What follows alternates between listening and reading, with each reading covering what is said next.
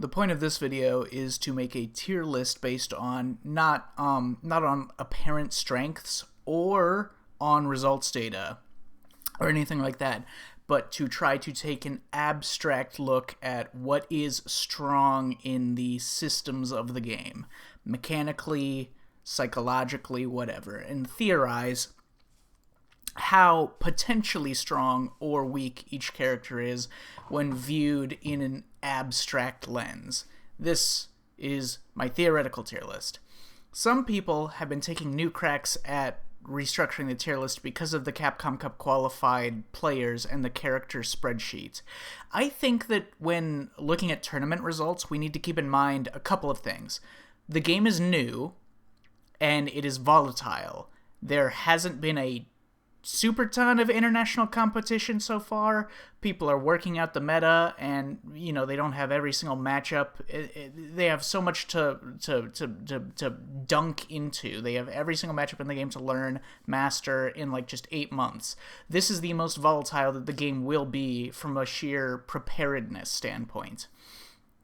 As with any fighting game, players win the tournaments, not the characters. So which players are winning with which characters? Are the players who are winning, are they doing so because they play the best characters, or are the best players picking the best characters, or are they just picking the characters that they happen to win with? Some combination of those factors. The players who win these events are succeeding while they are picking and playing these characters.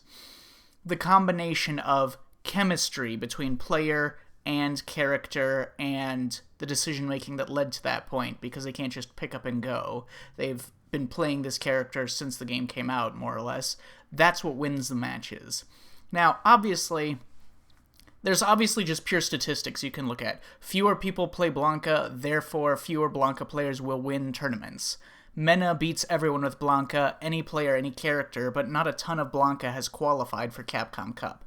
And finally, and this is something that people always know but often forget when looking at this in terms of character balance, Capcom Cup qualification is not this ironclad system that is purely determinant of character balance.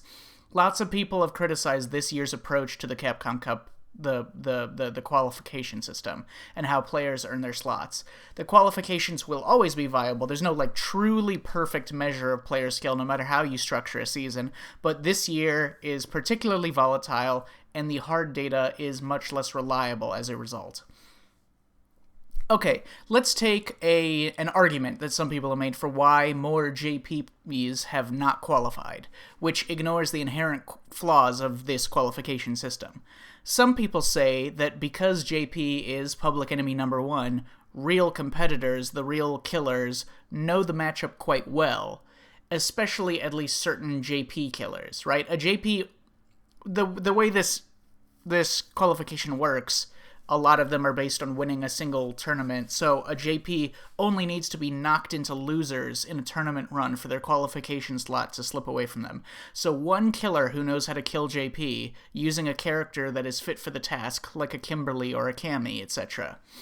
But then, the funny thing is, the Kimberly or the Cammy player that that knocked into losers or eliminated a lot of the JPs from some of the brackets where a JP player was favorited to win or at least get top 2 of a tournament, and they were knocked down by some JP killer, that player did not end up winning. The Kimberlys and the Cammys that eliminated the JPs in these particular tournaments did not win the actual qualifications. Bracket run. Some people would say stability, whatever. Personally, I don't believe this. I think the JP can fight anyone in the cast.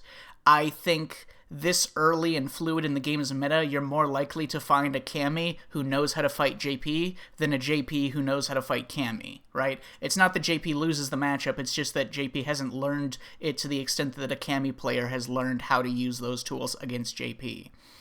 Some matchups are more debatable. People say JP beats Guile pretty hard, but then tournament results often at a high level often suggest otherwise.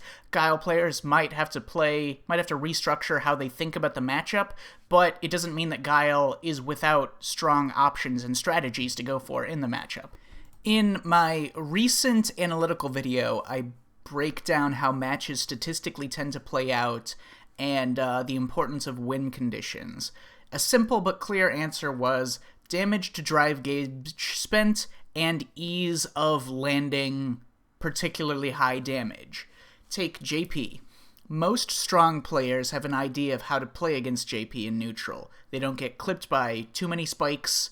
They block the ghosts, the high and low ghosts and stuff. They stop a lot of the phony teleports and don't necessarily open themselves up to parry, teleport, throw a lot. They wait out departures, etc. JP, in those moments, he has clear control of the screen, but is he necessarily beating the opponent? With no chip damage, and so long as the players are playing smart about it, they can avoid losing a lot of drive gauge from the blocking and zoning through just matchup understanding. So that zoning is either a way to gain drive gauge for JP, or orchestrate some sort of lockdown to prepare for the teleport approach, or a raw DR, or a DR overhead that is covered by the departure, etc. Or just as zoning as a tool for generating super gauge, and then playing for level 2 or whatever.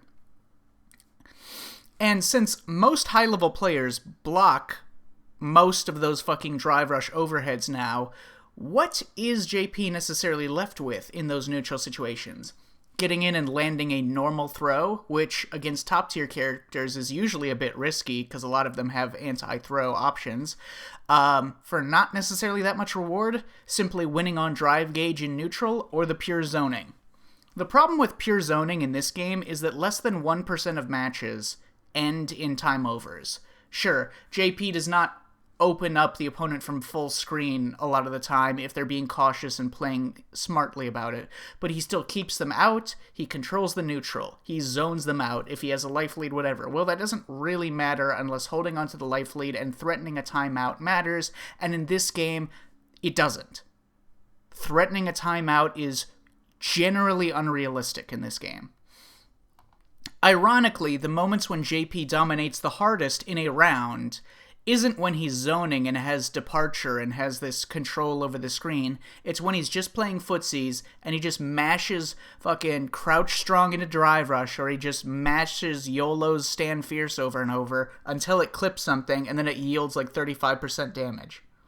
So, win conditions in this game are often going against common sense and conventional wisdom, you know? Like, there's a way to play in which you are the relatively safest over a longer period of time and thus most likely to land a hit before your opponent does, but that conventional wisdom does not necessarily result in long-term risk-reward. You can do so much overpowered shit, but at the end of the day, is it really superior risk-reward, less risk and more damage reward than doing something else? Something more subtly basic.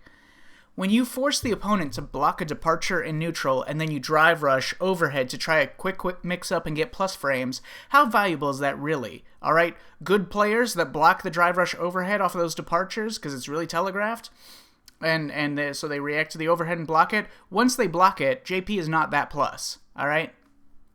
He's like +1, like most of the drive rush overheads, and JP risks more up close than he yields reward for necessarily, right? So if the opponent mashes on that +1, JP can only stop it with a 4-framer, with his light string, for which his conversions are relatively weak, okay? On the other hand, if he gets perfect parried on those lights that he goes for, or if he goes for a throw and then Jury does like jump strong into EX dive kick or something, or if he goes into Streebog at the end of his light block string and he gets DI'd or perfect parried on that, he gets put in a much worse situation. Now, JP's other strength is on defense. His anti-air, his amnesia, etc. He can diffuse a lot of enemy positioning and offense in ways that most of the cast can't. But still, in those moments, JP's offense is limited compared to the immediate risk of getting reversaled by something. So how does JP win? By killing drive gauge on block via stand roundhouse or the target combo or stand fierce ghost? By the opponent making mistakes, getting in on the zoning? By JP's lethal defensive options or lethal corner mix-ups and pressure and damage output? By just the sheer superiority of JP's drive gauge gain and super gain over other characters over a period of time in a round, and also his higher than average damage per hit for mediums and heavies and jump-ins and stuff, thus making even ordinary situations generally play out more in his favor over time, or simply by doing what everyone else does, but better, a la crouch strong, drive rush, fucked up hurt box interaction, mash stand fierce, do whatever, mash low forward, drive rush, crouch strong, hurt box superiority, just his pure footsies and the quality of that and the risk reward that he gains from that. Do players lose to JP because he's a character who is very difficult to not make mistakes against over a long period of time in a round? Larger mental stack than other characters? That he possesses both strong rushdown and strong keep out, and he can alternate between them on a dime? That they get tricked into making mistakes psychologically when realistically they could afford to let the clock run out much farther and look for openings on his approaches instead, etc.? Which factors are actually truly the most important to JP's level of success? I don't think JP is currently being used as the strongest character in the game, but I do think that he is theoretically the strongest character. He has so many tools and so many ways to play in a match that I think that people naturally end up using tools and playing in a way that is suboptimal, right? If he has one tool that's fucked up and then another tool that's just pretty good, and players use all of his tools and thus use a lot of his pretty good tools and his okay tools, as opposed to only using his fucked up tools and simplifying his game plan to like the most truly effective methodology of the character. You see what I mean? Right? I think he has strengths that aren't even being fully exploited yet, especially involving like his pressure, certain block strings that he has that can eat away at drive gauge on block. I think most players naturally just scramble to make sure, like most players, their number one concern is making sure that they land the next hit instead of being the ones who get hit next. And that makes perfect sense, but I also think that his light confirms, they're too little damage, and like his lights into just like a little damage and a knockdown is the weakest part of his kit, and I think that JP players often put themselves in situations where that's the only thing that they can do, or one of the most key things that they can do, and thus they are putting him in situations where he's relying on the weakest element of his game plan. In theory, though, I do think JP is the best. SF6 is a game where all players, every single one, they're constantly screwing themselves over. Every player in the game fucks themselves over, okay? They spend drive gauge here and put themselves in a suboptimal spot and get negative value, less low or negative value out of their spending of their drive gauge. They're in a great position in terms of stage controller and resources, and then they put themselves in a bad position. They accidentally press a button without thinking about it and overspend their drive gauge. And then open themselves up to a situation where they could get fucking punish countered and lose the rest of their gauge. I think that a character like JP, once you trim the fat of the decisions that hurt you instead of the decisions that help you, and you really decide which of his things are actually truly worth doing and which aren't, and once JP players learn all of the matchups as thoroughly as those other players learn the matchup against JP, I do think that in the current patch, he is the best in the game.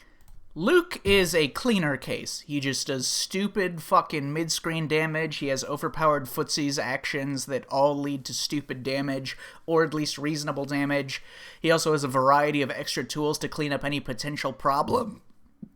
And his game plan doesn't rely on any one particular strategy that might become worse in any particular matchup or as the meta changes. He has one of the best EXDPs, which even has a follow-up for closing out rounds, adding a little bit of extra damage, which he can use to react through fireballs or stop almost any kind of linear approach for most of the cast. Jumps, drive rushes, forward-moving specials, dive kicks, etc. The universality of his EXDP allows Luke a great ability to reduce his own mental stack to sharpen his reactions by always relying on the same tool for every situation. Like, I was watching, I think it was one of the Japanese players playing Luke, one of the young guys, Kawano. I was watching Kawano playing Luke. Like, I was watching how he played against Cammy, and like the particulars of how he doesn't block in neutral. Like he doesn't, and perhaps he's opening himself up to maybe a counterplay against his particular style of play in that matchup. To Cammy's raw spiral arrows are pretty safe on block in this game. They're pretty easy to space out to keep them safe, so maybe he opens himself up to that, but his methodology is he doesn't block in neutral, he's just sitting there, pumping EXDP. If the Cammy drive rushes, EXDP. Jump, regular jump or dive kick, EXDP. Spin knuckle, EXDP. So all of the actual, like, methods of forward approach are shut down by the same action, and thus he can simplify his own game plan, and he can train his reactions to be at the most optimal setting because he can rely on just one tool for every single thing he might want to react to. For other convenience, Luke has a strong fireball for pestering the opponent's drive gauge and forcing them to have to block situations, have to block in neutral, which he does better than any other fireball character. Like, the only character that he has difficulty, like, level 1 supering or DPing through a fireball is in the mirror match, because his own fireball is a laser. EX Fireball for countering zoning and getting surprise knockdowns, for which he can get pretty good, like, really long spanning corner carry, and often Oki if he's anywhere near the corner. Level 1 for reacting to fireballs, etc. But another factor with Luke is mitigating risk. And part of that risk is drive gauge risk, right? Zoning characters in this game have the most drive gauge stability, as well as characters that are more likely to control offense for extended periods of time, such as Ken, Kimberly, DJ, Cammy, etc., right? So Cammy can keep up the pressure, force you to be inactive, and can also just back off and has good footsies buttons to stop your approach as well. So characters with modest control of neutral that can also just bully you on offense can also regen their drive gauge really well, especially characters that have a lot of air mobility. Take this as an example. Luke, he gets a knockdown, and he's in your face, but he put himself down to 1 bar of drive gauge to do the conversion that he just did. He did like a hasty low forward drive rush or whatever, dash up low forward drive rush, or probably wouldn't. Anyways, he can pressure you with a meaty, but if he meaties you with crouch jab or crouch strong and it gets perfect parried, you will back throw him, it'll take off a full bar of drive gauge, he will probably get burnt out. Meaty throw has a different level of risk for different characters. Chun and JP are much riskier to try to meaty throw them, and even though Blanka doesn't get a combo from his jump back EX airball, it still punish counters the throw attempt, and that punish counter means that you're losing a big chunk of drive gauge in addition to your health. So you could also get burnt out from that as well. Luke could try backing off instead of taking his Oki, which he risks either way by doing strike or throw, or waiting.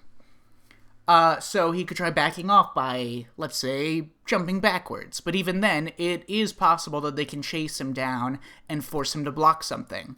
When applying pressure, how does Luke avoid blocking anything? How does he shut down their turns? How does he stop them from taking their turns and also stop the threat of their reversals if he were to take a meaty action or something, or reduce the likelihood of their reversal succeeding? If the opponent is low enough that Luke can kill with the next counter hit crouch strong buffer and a drive rush, he could just back off to Footsie's range and start mashing crouch strong. And even if he gets hit, he at least didn't block anything, and his drive gauge probably still winds up recovering. If that's not the situation, and he's actually just at 1 bar of drive gauge, he risks DI from a lot of options unless the player is ready to use super to deal with DI in any form or off of any cancel and neutral. When Luke is applying pressure, he steals turns by either getting away with basic movement or with a jump into jump fierce to put the pressure on you, and or managing to keep himself safe and distant with pokes. I mean, a lot of the times if someone is low on drive gauge in this game, this I've noticed more recently that people do, they will go for a meaty neutral jump, partially as a throw bait, but the other thing is that if they guess wrong and the opponent just anti-airs them, they don't lose any drive gauge for that.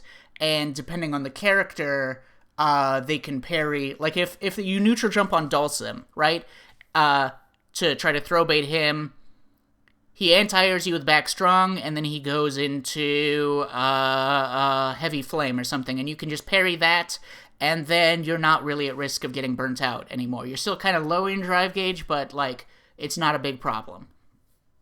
So anyways, when Luke is applying pressure, he can steal turns by either getting away with the jump fierce, managing to get some distance, and then control the space with pokes, or using heavy charge flash knuckle, which would also burn him out if he gets DI'd or perfect parried.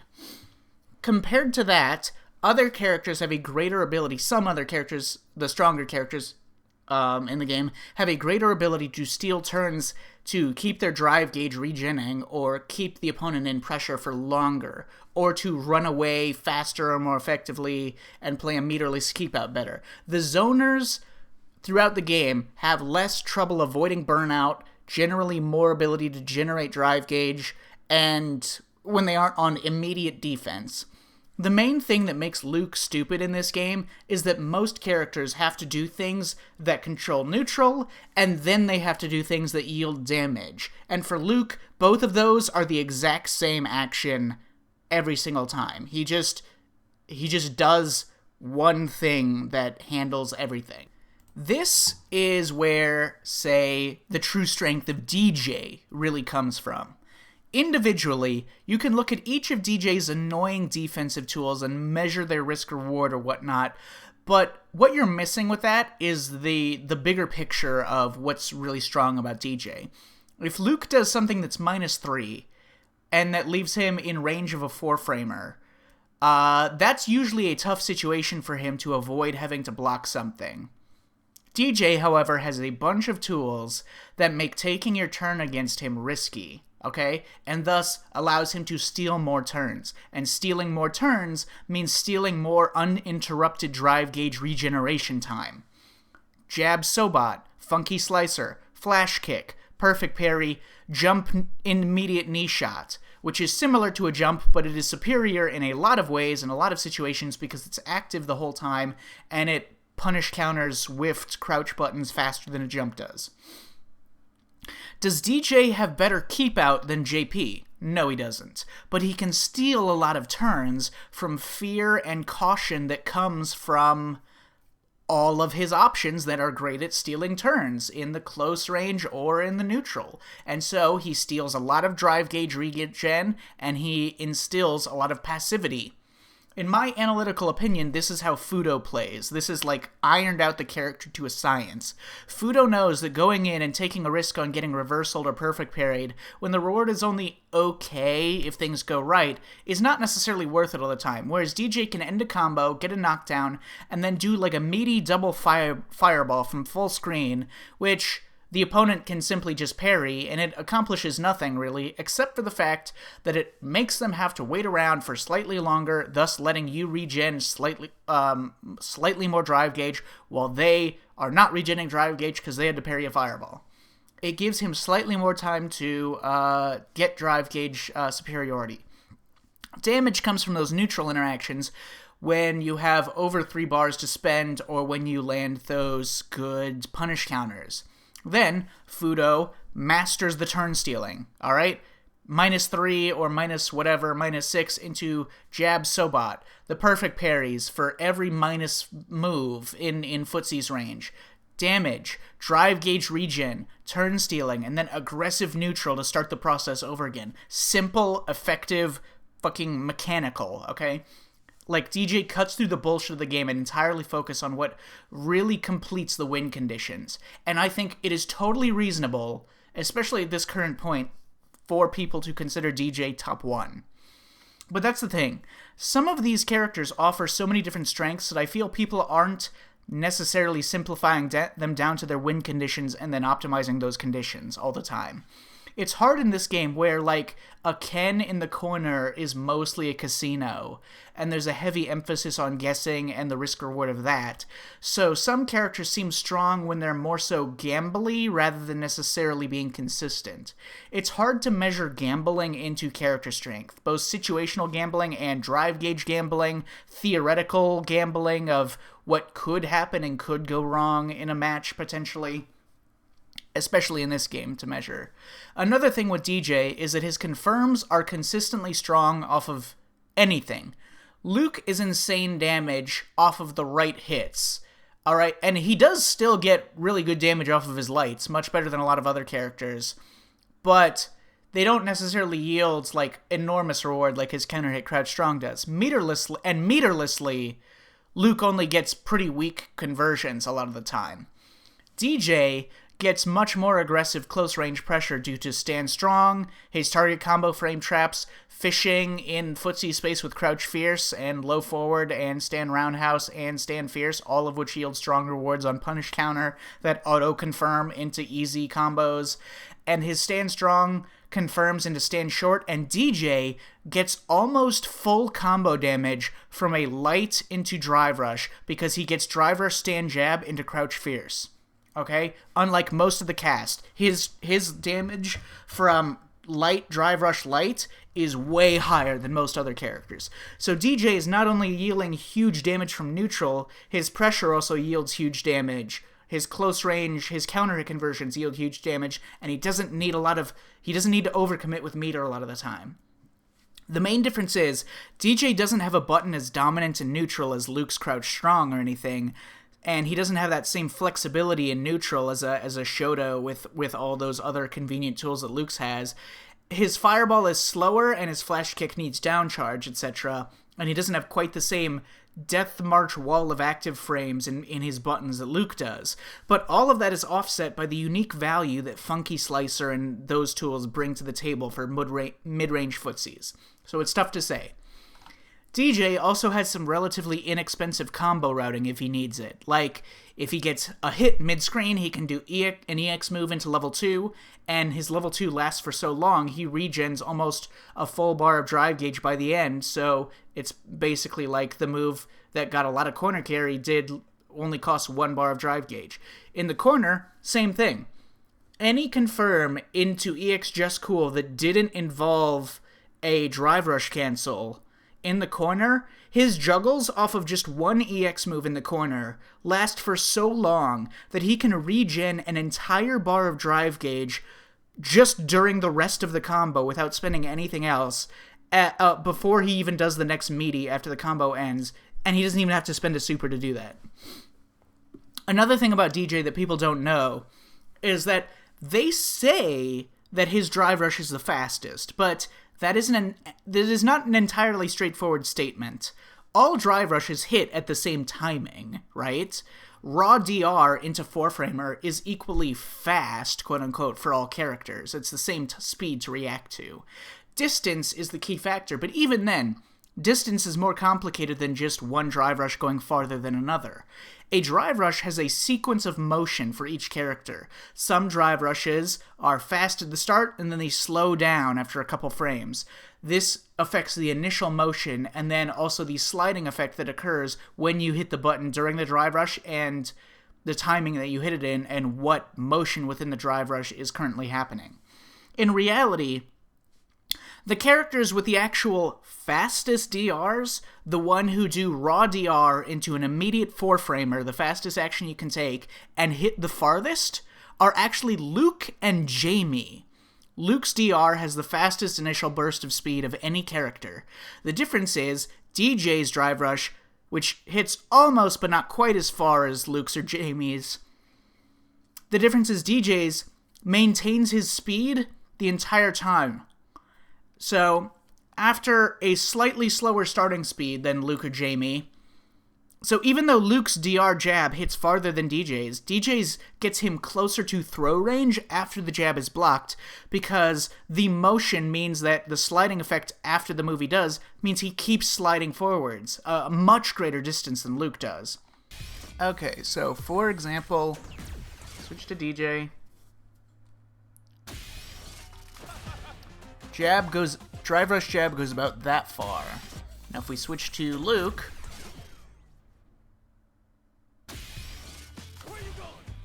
it goes about that far, which is hard to see, but it's slightly farther.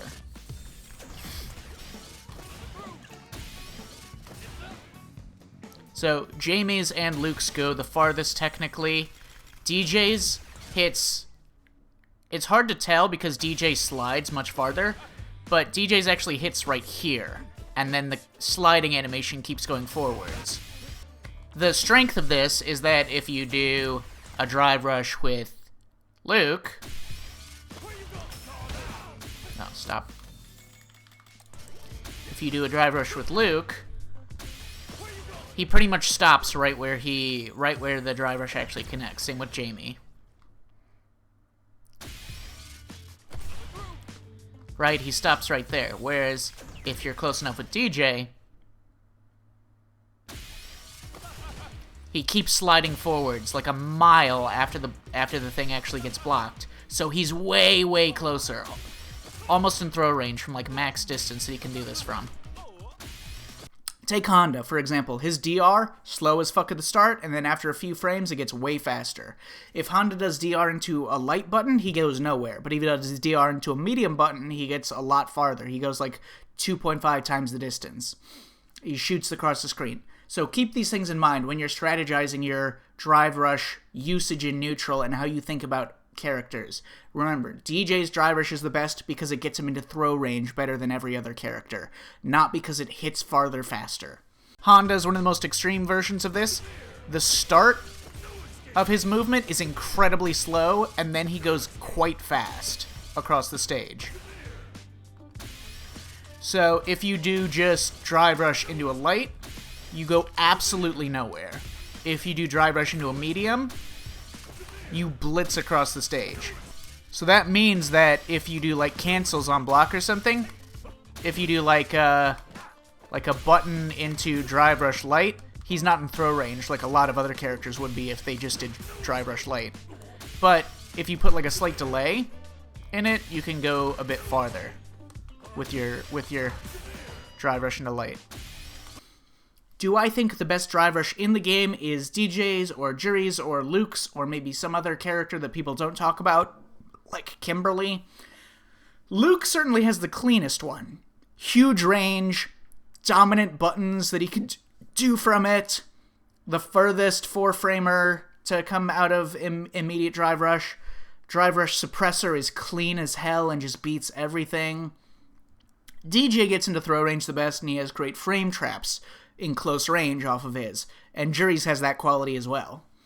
DJ has a worse drive rush low, arguably, than some of the other characters like Kimberly, but like characters with strong lows are like Ken, Rashid. Chun's is okay for not having the most insane drive rush in the first place. JP's is in this awkward middle ground where his low forward is a great button, but it's 9-frame startup, which is on the significantly slower end, and it doesn't convert from all ranges like Kimberly's does, and it's not really plus on block from a drive rush. DJ has drive rush just cool, drive rush stand medium kick or crouch fierce or whatever, drive rush EX Sobot for a stutter step to catch checks. The only weak point of his drive rush compared to some of the others is that he lacks an overhead, and that he lacks a motion DP, because characters like Luke and especially Jury can drive rush and then still beat any jump that happened to happen at the same time. Whereas DJ, the lack of a motion DP makes it that it's difficult for him to cover that whole space as sharply. For certain situations where reactive intentional whiff punishing matters, DJ's roundhouse is underappreciated in relativity to some of the other buttons in this game. And you also hear sometimes like people say this bullshit like, oh yeah, DJ, yeah, he's good, he's good in neutral, but like, sometimes he struggles with like DI. I don't know. A lot of his buttons aren't special cancelable, so he gets DI'd a lot. It really, do you actually see DJ players getting DI'd? Do you actually see DJs getting DI'd all the time in neutral? I don't fucking think so. I don't see that at all. That's not a thing that happens. Shut the fuck up. So, sometimes you might find yourself in situations where you can only with punish with the character's sweep or something. Usually further distance than this. I forget what would be a good example of this, but DJ has a knife, safe, 12 frame, long-reaching heavy that can just fish for punish counters or just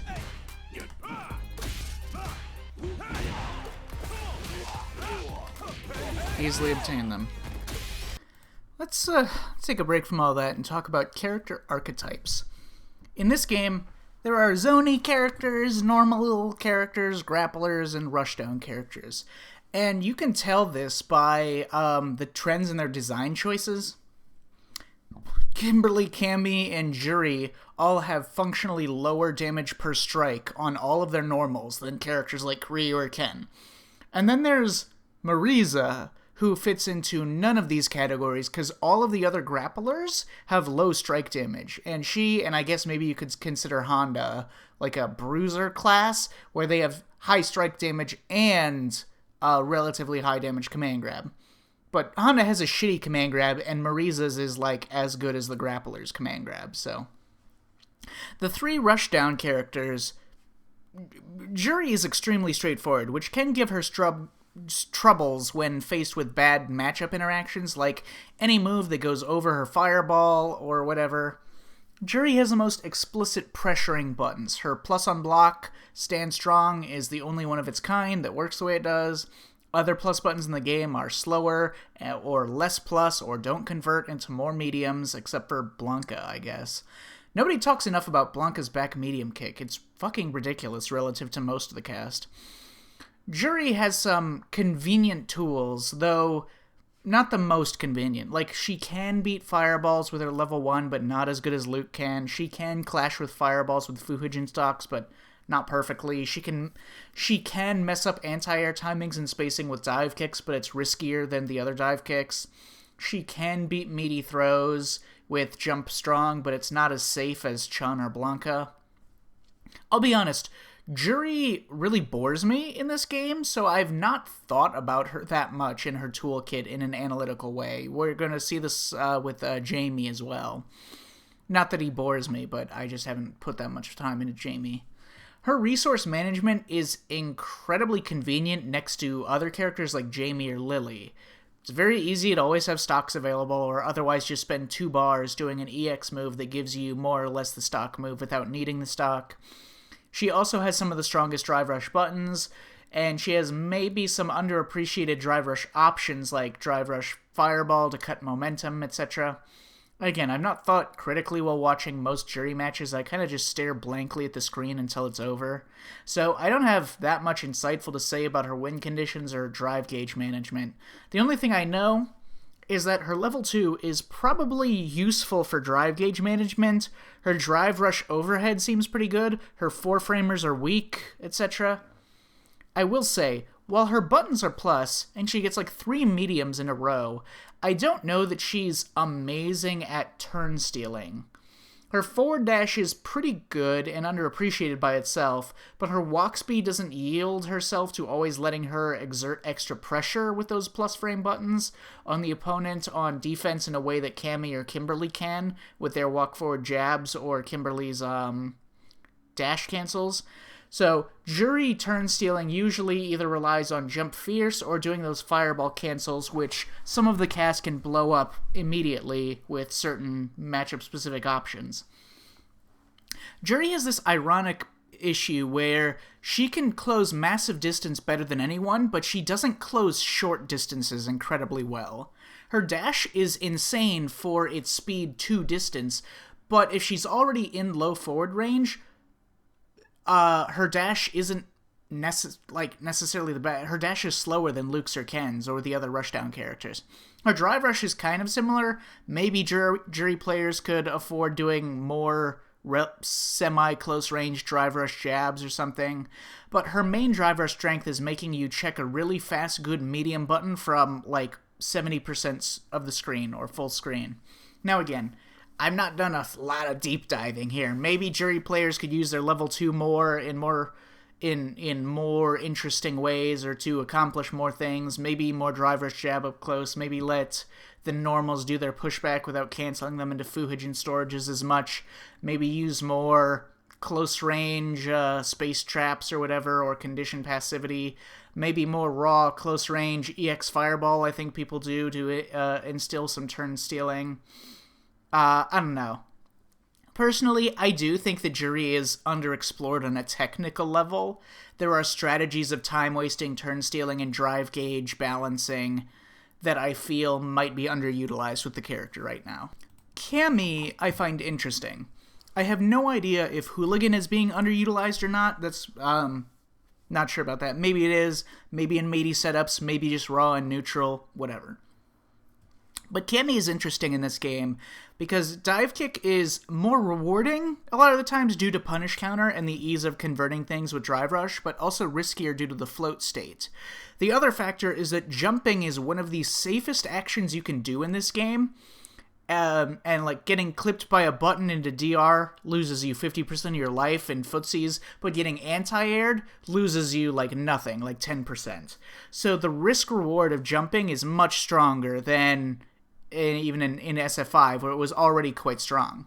Cammy's dive kick both makes it harder to anti-air her because she can constantly aim precisely her dive kicks to stay safe or plus or whatever, used as counter footsies tools to get punish counters or counter hits on limbs. But because of that, it also opens up the door for Cammy to get more free jumps in, because they don't want to try to anti-air, and in this game, the risk-reward is a bit skewed, so regular jumping rather than dive kicking is often better a lot of the times. Because she can also do late dive kicks and mess up late anti-air reactions, so the way like Punk plays, half the time, he's actually doing regular jumps more than he's doing dive kicks, because he gets free jump pressure for less risk than doing a dive kick, and the constant threat of dive kick changes that dynamic. This, combined with the strong anti-projectile tools, some of the best pokes for harassment, a unique side-switching DP that has its faults, but also has obvious strengths, plus Hooligan, which often catches people in neutral, and some of the best walk speed and buttons for playing in like an SF5-esque kind of way of looking for counter hits and confirms. Her biggest problem is that her DP is shitty, and that it's her only truly reliable anti-air. Due to the nature of the character, Cammy players, even the very high-level pro Cammy players, often not as prepared to execute DP anti-airs as some other players, and she gets less reward off of it, as she always has. Because her DP has never given very good Oki, and it doesn't have very good corner carry. So if we measure Cammy in terms of win conditions, her footsies are some of the best, and not only that, she hasn't even scratched the surface in terms of damage optimization in real matches. When I check in on like the Japanese Cammies, I'm seeing more and more damage pumped out of each situation, and I feel like we're getting closer, but still, most rounds tend to have one or two interactions where the damage and resource management could have been more lethal from the Cammy. I don't even know, optimal routing or anything, Cammy has so many juggle routes that she can get mid-screen off of back roundhouse, drive rush, back roundhouse, etc. So anytime you're landing, like, say a low forward and neutral, right, and then the Cammy player does, like, I don't know, stand fierce that, they do a slightly delay for extra corner carry, and then they do that, and that's 2100 damage for the drive rush, no extra meter built because it was a drive rush combo, about that much super gauge built, etc., or they do something like that, which gets slightly better Oki, much less 1950, so a bit less, 150 less damage, and significantly less super gauge gain. But, if you clip them standing, and it's identified that they're standing when you get the hit,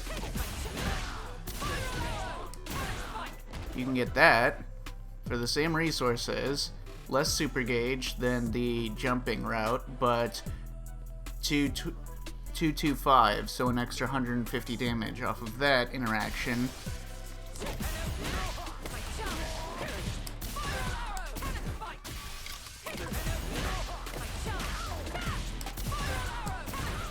You can get that for one extra bar, so 2500 damage, significantly more super gauge gain, more corner carry, etc. So there's a lot of instances where most characters, if they have the option of spending 1 extra bar of drive gauge and adding like 400 damage to their combo, that's pretty worthwhile for most characters, and that was especially for Cammy, who is often doing these lower damage combos off of these conversions.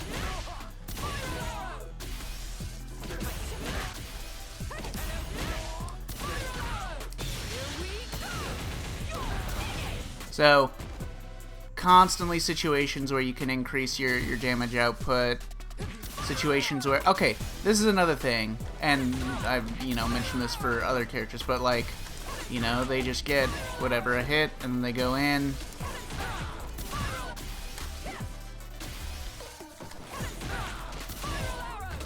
And then they take like some just sort of meaty, right? So maybe if they're here, they take the meaty stand medium punch that they get for getting a relatively close medium drill, which can go into that. If they're a bit farther out, that doesn't work, and so they'd have to take a normal strike Oki.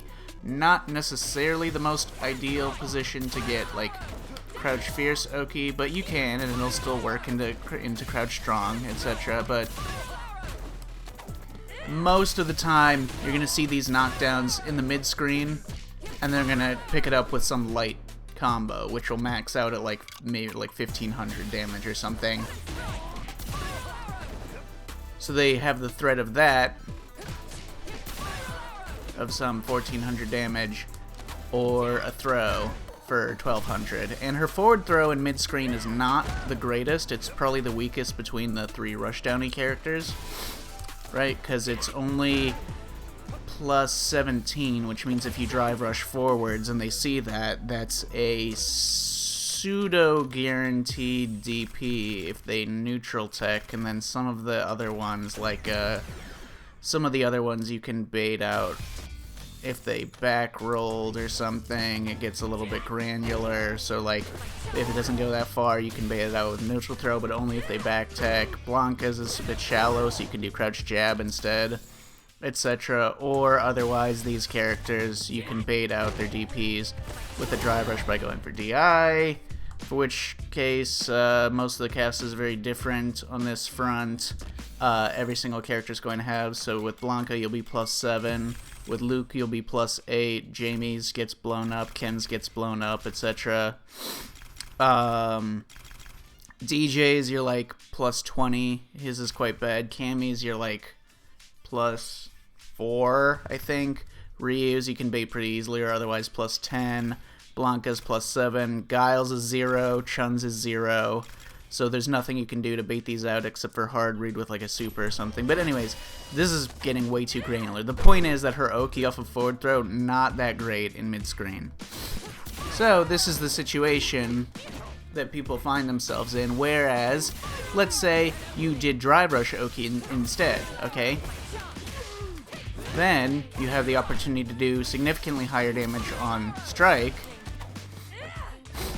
and you can go for the throw as well, so you're not just doing light conversions, etc. Now, I think it's worthwhile to do this when the damage disparity is very significant, like it is for Cammy, where,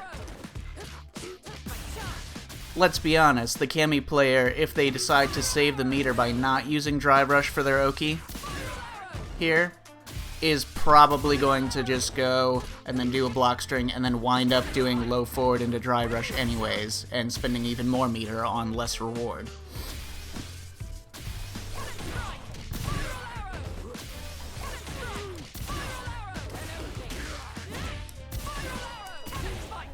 You know, stuff like that. And that's not even optimal. Again, I don't even know the optimals. I just know that despite my complete lack of optimization for this character, that I know that my shitty combos are dealing like 500 more damage than the Cammy combos that people are doing in matches. And yeah, I mean, Cammy has like so many different variations on, like, let's say you land a jump in, okay? You go into fierce, no. You landed a jump in because they're standing, you go into back roundhouse, and then you get options.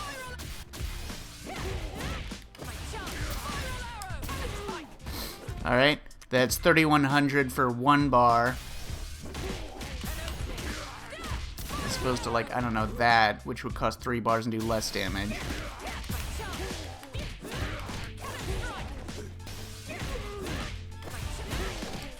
You can just do that for Oki plus extra damage, get a significant boost to your damage output, without necessarily having a DP enter if you're not close to the corner yet. So yeah, always lots of extra optimizations to be made. You can tack on a significant amount of damage with either spending 1 extra bar in certain instances or just using different routing. Okay, no crouching? Fine, alright, so let's say, alright, so you interrupt a drive rush check and they did a drive rush crouching button, so you get like counter hit crouch strong into drive rush or something. So obviously you get like stand short counter hit into uncharged. Is that only on punish counter? Hi. I'm so stupid, I thought that was on counter hit. Well, that's not really part of what I'm talking about. Anyway, so let's say like they do this, and then the 2 default routes you always see is that, or that. Now that one does significantly more damage. An extra 150 damage is significant, okay? But there's also that, which will tack on an extra 100, 130 damage and still end in the exact same way with the heavy, whatever. So there's no reason for people to constantly just go into this when they could do that off of the same interaction. More damage, significantly more damage, no extra resources spent, more super gauge generated, better corner carry. But then there's also, okay, well, so what? We're maxing out our damage at 2650. Okay, well, if we spend 1 extra bar, we can get it up to 3150. 1 bar spent, way more damage, way more super generated. Now, personally, I think that Kami players are like have this aversion to spending 4 bars in a single combo. That's why they always just take, like, they spend 3 bars and then do nothing, and then spend no meter on their Oki, and then spend no meter on their confirm afterwards or something. But then they wind up with too much meter, and then they spend it frivolously on bullshit. Like, they just spend it like, oh, I'll just throw in a low forward drive rush, and it gets blocked, and then they just get like a throw out of it or something, and her throw Oki is not even good.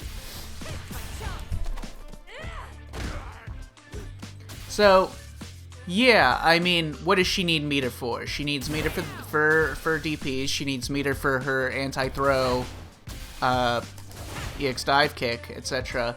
Other than that, what does she need meter for in neutral? She can check all drive rushes, including drive rush DI, without spending anything. She can just do low forward. Why am I blanking on this fucking name? Drill. Or spiral arrow, whatever. She can constantly control space with her buttons. She is not a meter-starved character. She can control the pace of the match. She has a million ways to pressure the opponent without having to spend any meter. The ways that she pressures while spending meter are by spending an exorbitant amount for not that much value, relatively speaking. Now, she has to do it sometimes because if it hits, it's worth it. But I don't think that's an excuse to not add on like 500 extra damage for 1 bar when you land a combo. Why wouldn't you do that? Any other character would kill for that, right? I mean, bird in hand situation.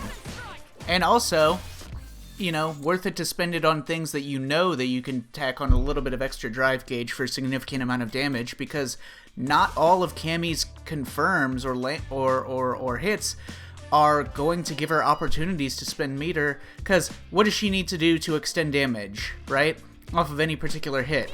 She either needs EX, which will go into a side switch that she doesn't necessarily want, and the only way to tack on damage is by doing a DP that gives her bad Oki in mid-screen, which we will inevitably have after doing this move. So, doesn't have great options to use EX moves to confirm combos and get extra damage, and if she lands her dive kicks or things like that, and is landing jabs,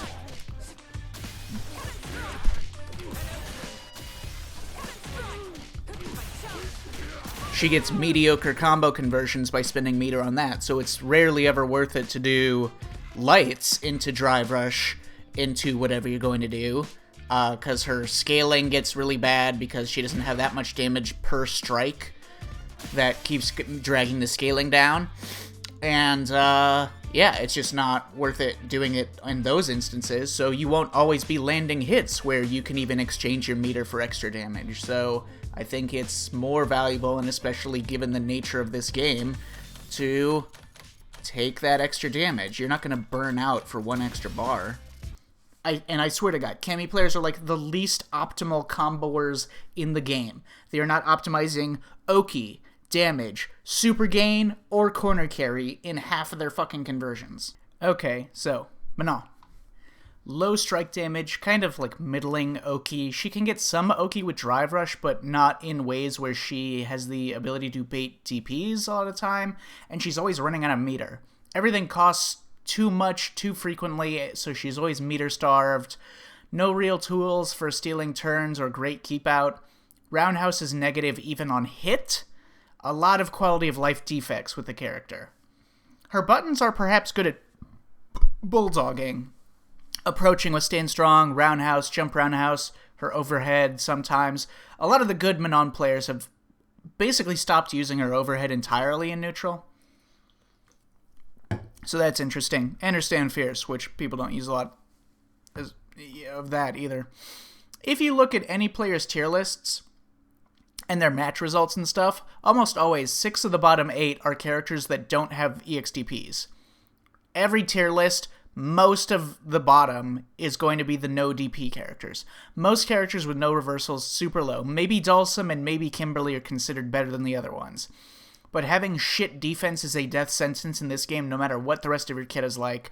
Because if you're Manon, you land like a stand fierce, you hit confirm into your target combo, you pull them closer, you do a mix-up at +3, only no, they DP'd you. They drive rush to get Oki off of it, now you're guessing for your life without the same options that they just had. And they probably hit harder. Defense is reliant on drive gauge, both for blocking shit and because you need to be able to take back control of the situation when you land a hit by converting into a decent combo. Manon's kit is one of the most starved for ways to get drive gauge out of the whole cast. In matches where she doesn't get pressure too much from like fireball neutral control or getting rushed down, and any match where she gets a lot of perfect parries or other punishes, she does alright. Anytime that she is given a lot of footsies interactions to whiff punish with stand strong, she does pretty good. Overall, though, the theory of the character is just bad. From a game design perspective, poorly considered and difficult to rebalance to make sense out of it. Right now, she can only win by playing like every other character does, only doing it worse. No one has worse combo routes into level 3 than Manon does. I think regular forward dash is maybe an underused tool in this game with several characters, Manon included. Taken in isolation, her combination of buttons are pretty good in a lot of matchups. Her roundhouse, her sweep, and her stand strong or crouch strong drive rush. If she had infinite meter, she could be pretty strong with her frequency of being able to win those footsies interactions. I think against most of the grapplers, people could afford to be more buttonsy in certain situations against them. Like, this isn't just things that Manon could do better. These are things that could be done better against Manon. And I think that grapplers overall are kind of underexplored. Like, okay, you just got hit by Manon's target combos that leave you standing. You're -3. The guess is probably command grab, normal throw, or something like a back fierce that catches your jump out and then try to single hicken from that into, I guess, EX Ron point or whatever. But back fierce will lose if you mash your 4-framer. In a lot of situations, the grapplers do not have meaningful counter hit confirms, so you might as well stick out a button to check slower actions, because at most you risk the command grab that you would have been hit by anyways if you just decided to block. And you'll often beat their strike action. Like, okay, you block Zangief's headbutt. what do you lose by hitting a button there? Zangief options are he will either use a command grab, or he'll hell stab, or he'll do something slower like go for another headbutt on block. Whether you try to hit a button or try to jump or backdash, hell stab will hit you in the exact same way regardless and yield the same damage. A lot of grapplers squeeze through by stealing frames from non-buttonsy opponents, and could be fucked up a lot of the time by just getting jabbed out of stuff. Zangief, I think, maybe has a slightly better theory. He has a better drive rush. He has some situations that yield his benefit, like EX Lariat Anti-Air, EX Air SPD in the corner. He has probably better space control and ability to slow down a match for his own drive gauge. He doesn't have the buttons for drive rush conversion, so ironically he's less reliant on meter all of the time, in the way that most Zangief players play him right now, and his level 3 is actually quite strong. Still, terrible Oki a lot of the time. He gets rushed down, he gets bullied, he has weak strike confirms, he's reliant on getting specific counter hits at specific ranges, and he loses neutral a lot, etc. Manon DP punishes are really weak. Like, her damage only comes from high-level metals, having a lot of metals, or supers, okay? Zangief has high damage DP punishes. Manon gets, like, jack shit from it. Zangief can do okay if he can call out one very specific thing at a time and then deal huge damage for it, or otherwise get a very rewarding situation from it. But the game doesn't play at that pace that allows for that a lot of the time, and Gief dies to offense like every other character with no reversal. Like, you want to know how like Fudo plays against fucking any of the Zangiefs, any of the strong Japanese Zangiefs? He just does what he does against any other character, and he just steamrolls him. His extra health is barely noticeable the way that damage works in this game. Any offensive play, he has to consider that if he gets checked, he's in a much worse spot than the enemy would be if he were to be right. And there's this irony to Zangief in this game where he has two major flaws, but when people play against him, they tend to only exploit one of his flaws, and they forgive him of his other flaw. His two flaws are weak and neutral, can't get in, the flaw that big bodies theoretically usually have, but his other flaw, he spends too much drive gauge to get strike confirms and to get meaningful Oki, and he gets poor drive gauge to damage ratio on strike confirms. The irony of this comes from the fact that people take advantage of Gief's bad neutral by giving him a lot of space and, like, trying to limit his opportunities and try to, hold him up, but, like, the way that they always have played against Zangief. But I think that in this game, that means they end up giving Gief the space and time to regenerate his drive gauge. I think, just based on all of the matches that I've watched and studied with this mindset, and logically and how I see things play out, I think that Gief does better if you allow the match to play slower. Right, so I understand what people are doing when they slow down and try to exploit his bad neutral, but I don't think that's where he's truly weakest. Personally, I think his drive gauge weakness is much harsher than his neutral weakness. That smothering Gief with his shit defense, and the fact that he has to dump meter off of every successful light confirm to get a knockdown, means that if you force him to check with lights, in a lot of situations, he doesn't have many strengths. He has to be point blank for him to get a knockdown off of lights, and that knockdown is not that good, or not that much damage anyways, and he gets no Oki from it.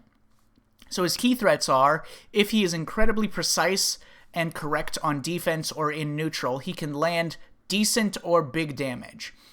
If he has a lot of drive gauge, he can get offense from his openings. The slower the match, the more it makes it possible on the player side to plan out and call out one specific thing or react to one specific thing. So slowing things down helps reduce the mental stacks for the Gief players, in addition to the fact that it gives them their drive gauge back. And the other, Gief's only true threats come from failing to check his approaches properly, trying to stuff his drive rush with like a low forward, and then he does like his knee or his big overhead that low crushes, perfect parry back throw in the corner, and then tagging your jump out, or like defending incorrectly and inadequately against him when he gets like knockdowns and stuff.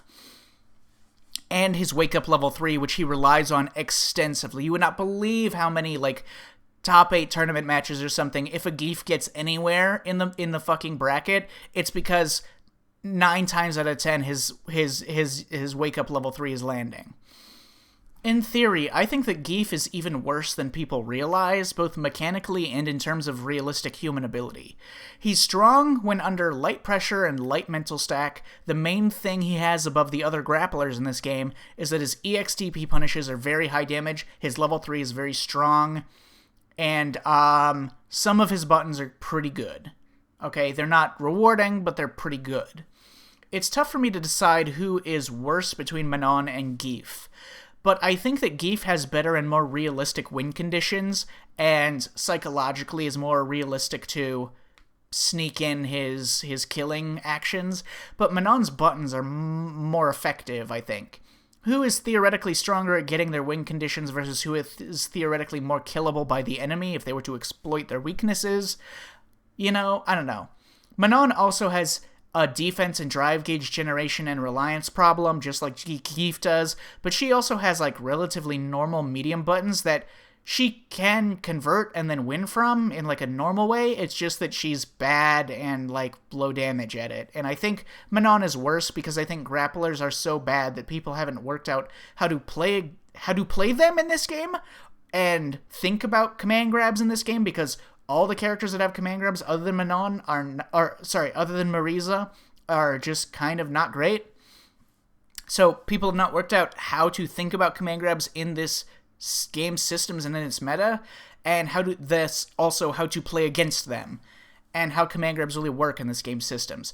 So grapplers are better than we think, but they're also much worse than we think.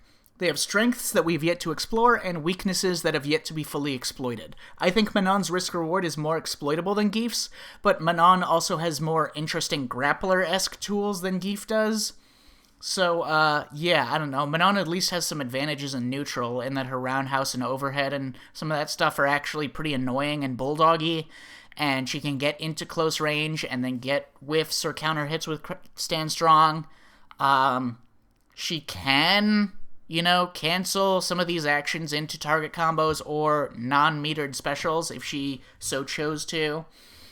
So she has options to do so without spending meter. It's just the players don't do them a lot, and they probably decided that it's not worth doing a lot of the time. She can even buff her stand jab into knockdown specials, which even some of the strong characters in the game can't often do. But, she just sucks. Every other low-damage character can at least get high damage off of the right hit, right? Okay? Jamie can do high damage at level 0 if he gets the right hit, but Manon absolutely requires supers and or high metals to deal damage. She does have the occasional good corner combo or something with a specific amount of resources in super, but overall she's suffering. I mainly struggle to put her at the bottom because it's still unclear how strong command grabs could be when applied to this game systems optimally.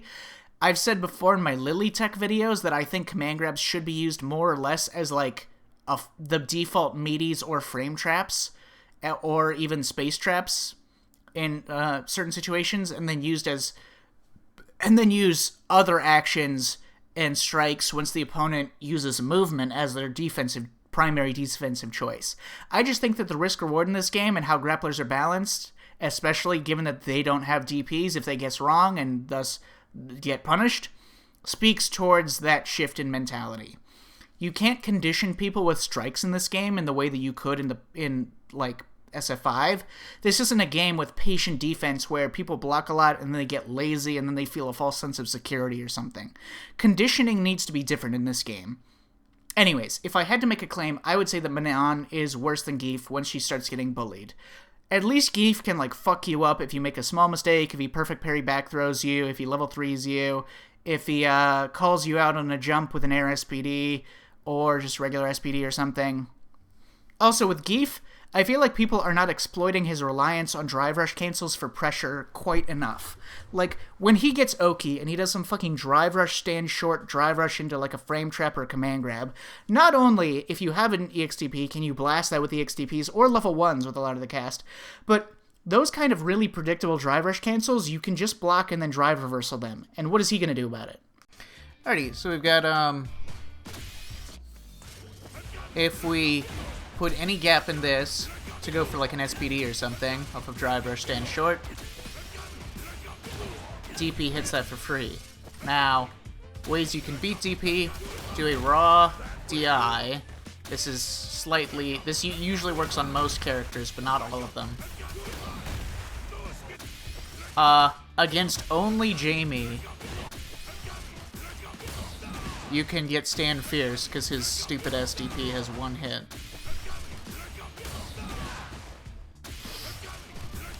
Against a lot of them that go into the air, you can do level 1. Against many of them, you can do a delay into level 2 for a hard call-out. And against, I think, again, only Jamie, you can do level 3. And it beats his DP, if timed correctly. But Jamie sucks, so who cares? All of those things are completely unrealistic. Maybe DI, which costs an exorbitant amount of meter to do this. Especially if you're wrong, then you just burn yourself out no matter where you were at the start. So, putting gaps in that, but more importantly, block type, active, drive reversal, beats this. Now, against some of the drive reversals, you can do his leg parry thing, and it creates this very weird interaction where he's left +1 after the interaction. Other than that, his only options for beating him are doing supers, but this will leave him punishable, so he has to do level 2 or level 3.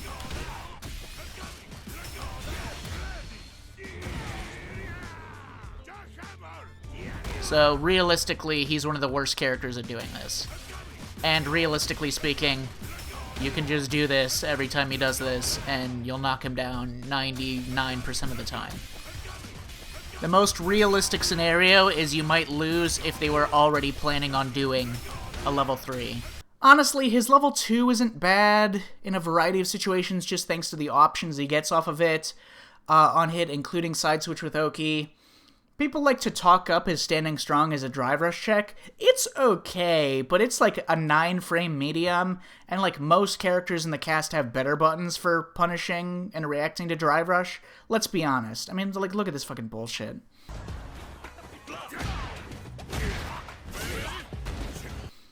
And the thing about command grabs is they have some interesting risk-reward unbalancing against parry. But also, there are a lot of things in the game that can kill you if they catch you sleeping, right? It's much easier in this game to just catch someone sleeping with a drive rush overhead than it is to catch them sleeping with, like, a dash up or a reset into a command grab. Drive rush overheads are plus on block and provide more flexibility and less risk. It's so bizarre. Like, when I watch, like, the Japanese players do long sets, like I was watching, like, strong geefs like Kobo. When there's a lot of respect, there's a lot of strength with the character. But when they actually start landing hits, this is the weirdest thing, is when Geef starts landing hits, things get worse for him. Like, okay, he does a drive rush stand fierce, or just a counter hit stand fierce, and it gets a knockdown, but it's still bad Oki. So he has to drive rush to even get in range of his buttons, right? So he gets drive rush stand fierce, it hits, okay, I gotta take Oki, drive rush again, so now 2 bars spent, okay? And then to get a meaty, he does his drive rush into his sweep for the meaty. It hits again because the opponent tried to like backdash or jump out. Okay, now that I've landed the sweep, I actually get real Oki. I've hit him twice in a row, and I finally get real Oki. I'm not gonna stop now. Now that I've finally earned a legitimate mix-up, drive rushing again. I've spent 3 bars now on drive rushes. Now, so he drive rushes in again. He gets EXDP'd. And now he's in a bad situation, and he's low on meter, and he spent all that gauge, and then he runs out of gauge, and then he dies. His own offense kills him because it is somehow not even worth it to land all those hits in a row and take Oki on a scrambling opponent who keeps getting clipped, because he just has to spend so much to get so little and to keep things going.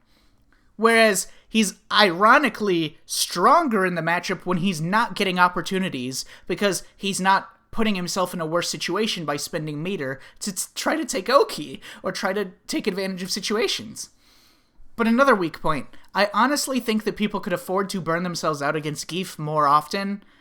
Okay, if he gets close enough to do his block strings and stuff, I think it's worth taking a guaranteed drive reversal in the certain, against some of his buttons and actions that you can guarantee drive reversal to knock him back, even if you burn yourself out. You probably weren't going to save your drive gauge or your life anyways, and Geef is not a character who takes amazing advantage of burnout, right? Most matchups, the character who's in burnout against Geef can play relatively safe neutral. When I watch the strongest Zangief players, there is a certain simplicity to how they cut through the bullshit that I do appreciate. They don't frivolously spend their drive gauge unless they're on like a roll, on a momentum streak, and only they only spend like up to 4 bars. And so even if they get like put on the back foot early and they get cornered, they can block for a year. They take a bunch of throws because he has extra health. They don't flinch. They recognize very simple things like the clear risk-reward gambling of just forward jumping in a number of opportunities. They have 1 or 2 reactionary buttons that they use, and then they threaten space to keep the opponent farther away than they realistically need to stand. And that gives them time to stuff the longer distance drive rushes better by keeping the opponent farther away. They chase on panicking enemies. They sneak in fast and sudden SPDs, or on laziness with the defense, or on crouch short checks into SPD. Now, does this mean that this is like foolproof or psychologically effective, or that there are in fact better ways to fight against Zangief? Everyone knows that the character is bad. I think people just get afraid of the concept of playing against him incorrectly instead of just playing against him correctly, you know? One thing that I'm finally seeing in real matches is that I saw Itazan, we're finally at the point where Itazan was doing wake up, jump cancel heavy SPD to kill meaty throws. So this is an execution-reliant technique, but when it is executed consistently, it's actually a very powerful anti-throw option. Speaking of execution heavy, while Geef can technically get a drive rush stand short as a meaty after SPD, it's actually pretty difficult to properly time. Most of the time there's a gap that the opponent can just jump off. But on the other hand, another thing that I'm seeing is more of the Japanese players exploiting his weak anti-airs. Even in the corner, like he corners the opponent and he backs off to try to EX Lariat the anti-air, even there, where his conversion gets stronger, his EX Lariat still loses to stuff like Ken EX Air Tatsu. Another thing that seems simple but is easy to forget about is that regular forward dash exists in this game. So like Geef's standing medium punch is probably his best button in terms of hitbox-hurtbox interactions and speed and range, okay? Yes, his stand strong target combo can check drive rushes for a decent amount of damage, provided that they are in range for the second hit of the target combo to land. But it only works on counter hit. If you regular forward dash into it, it does not convert into the sequence. So what does Geef have to check that? Individual pokes into some sort of reset, right? Some sort of SPD reset or low strike damage reset, for which you would probably have to spend a lot of meter to get a low damage conversion off of. With no Oki afterwards, or a crouch strong drive rush or crouch strong level 2 buffer to stuff forward dashes. I think this is an underrepresented option against Zangief.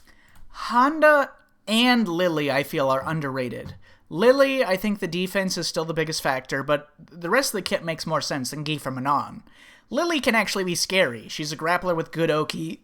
She can combo into her level 3 very simply. Everything else about the character I've articulated in my videos with tech and theory. I think there are very few Lily players, and within that small category, there's not a lot of tech and theory crafters. So I feel that the meta for the character has yet to take a truly logical shape. Honda as well.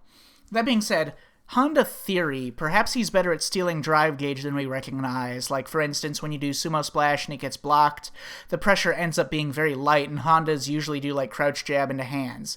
And even if they block, his lows aren't that good at that range, and they can walk out of command grab range, but if they're walking, they aren't parrying, which means you can stand fierce into heavy headbutt instead of doing that, and you can steal a bar and a half of drive gauge on block.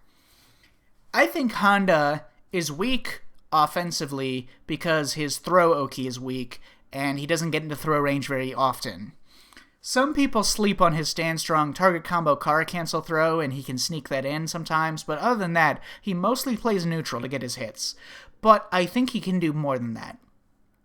There's no helping his bad throw range, and Oki and his weak lows when not from a drive rush. But I think he can be competitive on robbing drive gauge and keeping the opponent weak. He's not as helpless on defense as Lily, he has armor, he has a very fast level 1. The thing about Honda players is that they're constantly sabotaging themselves by splitting their actions between two different game plans in order to try to win neutral. Like, for instance, they will do Sumo Splash and they will get +1, but then they will play really conservatively with that +1, and they will rarely try to make a gamble and make something of that situation, of that opportunity. Other times, they will attack the drive gauge with mediums and heavies and headbutts and stuff, and just steal the drive gauge on block. But then, they wind up back in neutral, and they wind up doing something that gives the opponents their meter back, like doing Sumo Splash, which is a free parry all the time in neutral, or like a full screen headbutt, which is also easy to parry. At least regular parry to gain meter, right?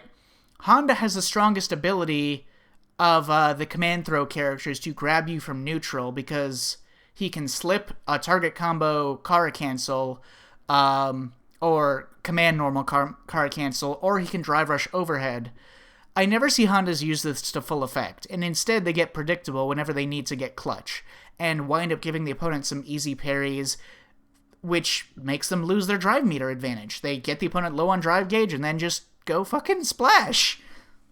Hell, even just doing drive rush overhead can catch people tapping parry and then letting go of it. The element of Honda is getting close enough that they can't always react to headbutt with perfect parry, and then threatening with all of his other options. So, closing space while maintaining back charge, going after the clutch calls when the character needs to be confident, high strike damage, he has it. Lots of tools, tricks, techniques, and strategies that I think Hondas could be implementing. He has things he can do from far away, like Sumo Spirit, and other more interesting, complex drive rush options. His long-distance drive rush is very good. The ebb and flow of Honda is players backing off to better react to headbutt and splash and then force him to walk forwards and lose his charge, and then Honda can use his different tools from further away, etc. But even then, even in my theoretical image of enlightened Honda play, I would still not consider him as strong as just a normal top-tier character in this game, who can get all of the same shit for less and have infinitely more disgusting tools. Maybe if Honda's buttons were better in the mid-range at tagging the buttons that he needs to tag, like low forwards and stuff, he's not amazing at tagging low forwards. I also think Honda players should be more willing to eat fireballs to the face from some of the characters like Ken or Luke or whatever, and to do more raw drive rushes. People are psychologically predisposed to try to avoid damage when they get hit, but the damage from a fireball in this game, not really that significant. Kishida is one of the guys that I watch, and just from my own egomaniacal, biased perspective, he just happens to use a lot of the tech that I've talked about in my videos, and he's the only Honda player that I see who does like my preferred corner safe jumps and those things, so I am inclined to think of his Honda as stronger than a lot of the other ones, but there's not a ton of really competitive Honda players right now. Marisa, also tough to say. With plenty of meter, she's a beast, but then she has trouble pressuring and scaring people after the first drive rush cancel doesn't yield a hit. I think all the grapplers need a fundamentally different approach to the game than the rest of the cast, and I don't necessarily know what that means for Marisa. She's also a character that might be better at stealing drive gauge if played in a certain way. I don't know. She's very different from normal characters like Ken, but also different from the rest of the grapplers and stuff, so I would have to play her and lab her more to figure out a bit more than that. Like, for instance, so she's certainly competitive, and who's to say if there are more optimal strategies to be used for her or against her. Like, one theoretical weakness is that she has her lights and her +1 situations that she often finds herself in. Okay, so charge, stand, fierce. Now she can go into this follow-up, which in some ways, if she only blocks one attack, off of a drive rush. She can get some knockdown from it, etc. Not a very good one. She won't be able to get a meaningful Oki without drive rushing again. Or instead, she could do crouch short, which is a 5-framer, which will trade with 4-framers. Not very plus on trade, necessarily. Pretty even, generally. Or she can do crouch jab. Now, crouch jab, even on counter hit, will not convert into a medium, so the only way it would convert into something larger would be to spend an exorbitant amount of meter. You can't even hard call it out and then do it into something weird like this. It just doesn't convert into much. So you can do this, crouch jab, and then convert into that for 1500 damage and a decent knockdown.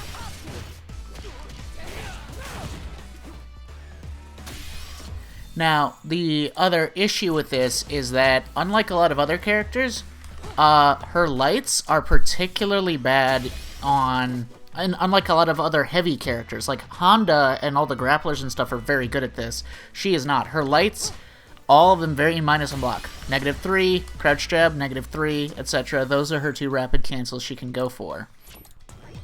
So, if you were to do drive rush, crouch short, crouch jab, you can get this. Which, so if they press after the crouch short, you get that, but there's no way to confirm off of it without hard canceling this into drive rush, which is extremely expensive, and even then, it's a very poor conversion. So, not really a significant risk from that, not close enough to do your 7-framer afterwards, or even your crouch strong. Well. Now, you could do crouch jab, crouch jab. Now here's the thing. Crouch jab for Marisa has a 4-frame gap. Well, I don't care how you would say it. 3-frame gap trades with 4-framers. So, 4-frame gap. Which means that if we come over here, and so if they block that, and then they press a button after the blocked light, if they do it after crouch short, they get hit by the crouch jab, but it doesn't lead in anything. If they do it after the crouch jab, it trades with the next crouch jab, and it will win if she tries to rapid cancel into anything else, or cancel into anything else.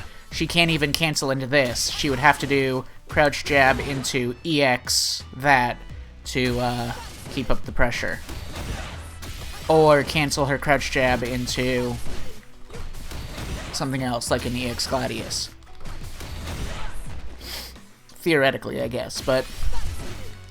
So, the reason why this situation where they're trading is so bad for Marisa, relatively speaking, is because even though it's a trade, Jamie gets a punish counter, whereas Marisa only gets a counter hit, and that's because it qualifies as a punish counter against Marisa because it's a rapid cancel, so it's considered part of the same move as previously. So because it is hitting her, it is punishing her for her first jab, basically, is how that counts. It's hitting her after the active frames have already started for one of her moves. It qualifies as a punish counter. So that's why the trades do not go in her favor in terms of frame data when this happens. So, after all lights, after blocking any light, you can always take your turn against Marisa, and there's only very limited things she can do to stop that. Usually very meter-reliant things.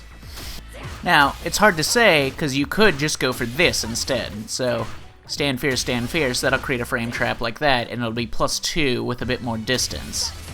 Now, you can't get a legitimate frame trap off of it, but if they press buttons, there are certain things that you can do that may or may not win, including non-EX punch stance, whatever this is called.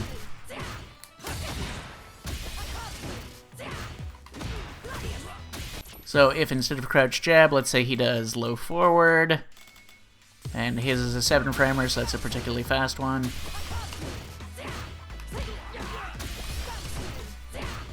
Do that, but it'll lose to lights, but losing to lights is not that bad. You can do crouch strong, which is quite good in this situation. You do another stand fierce, you get interrupted. This is a place where I think Modern Marisa has an advantage, because Modern Marisa, you get to buffer crouch jab into level 2 or level 3 whenever you have them very easily.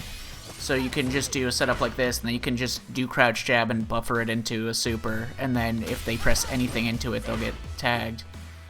There's also, of course, just the reality of target combo into this. They can do a... You know, they can bust out with... There's, you know, options against the Gladius. They can just time it so that they can react to the Gladius cancel and then press a parry at the timing that would perfect parry the light, which is the only one that'll catch a true, like, jab out. And then for all the other ones, they can just keep holding the parry and then parry it, and then they can drive reversal it for a guaranteed knockdown if they want after that, or they can do whatever else.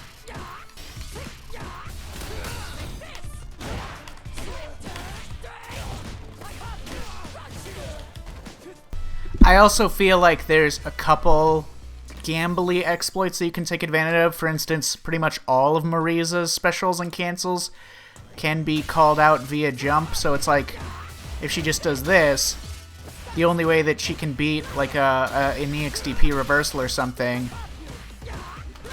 is with EX Gladius Punch, which, if you just call it out by neutral jumping,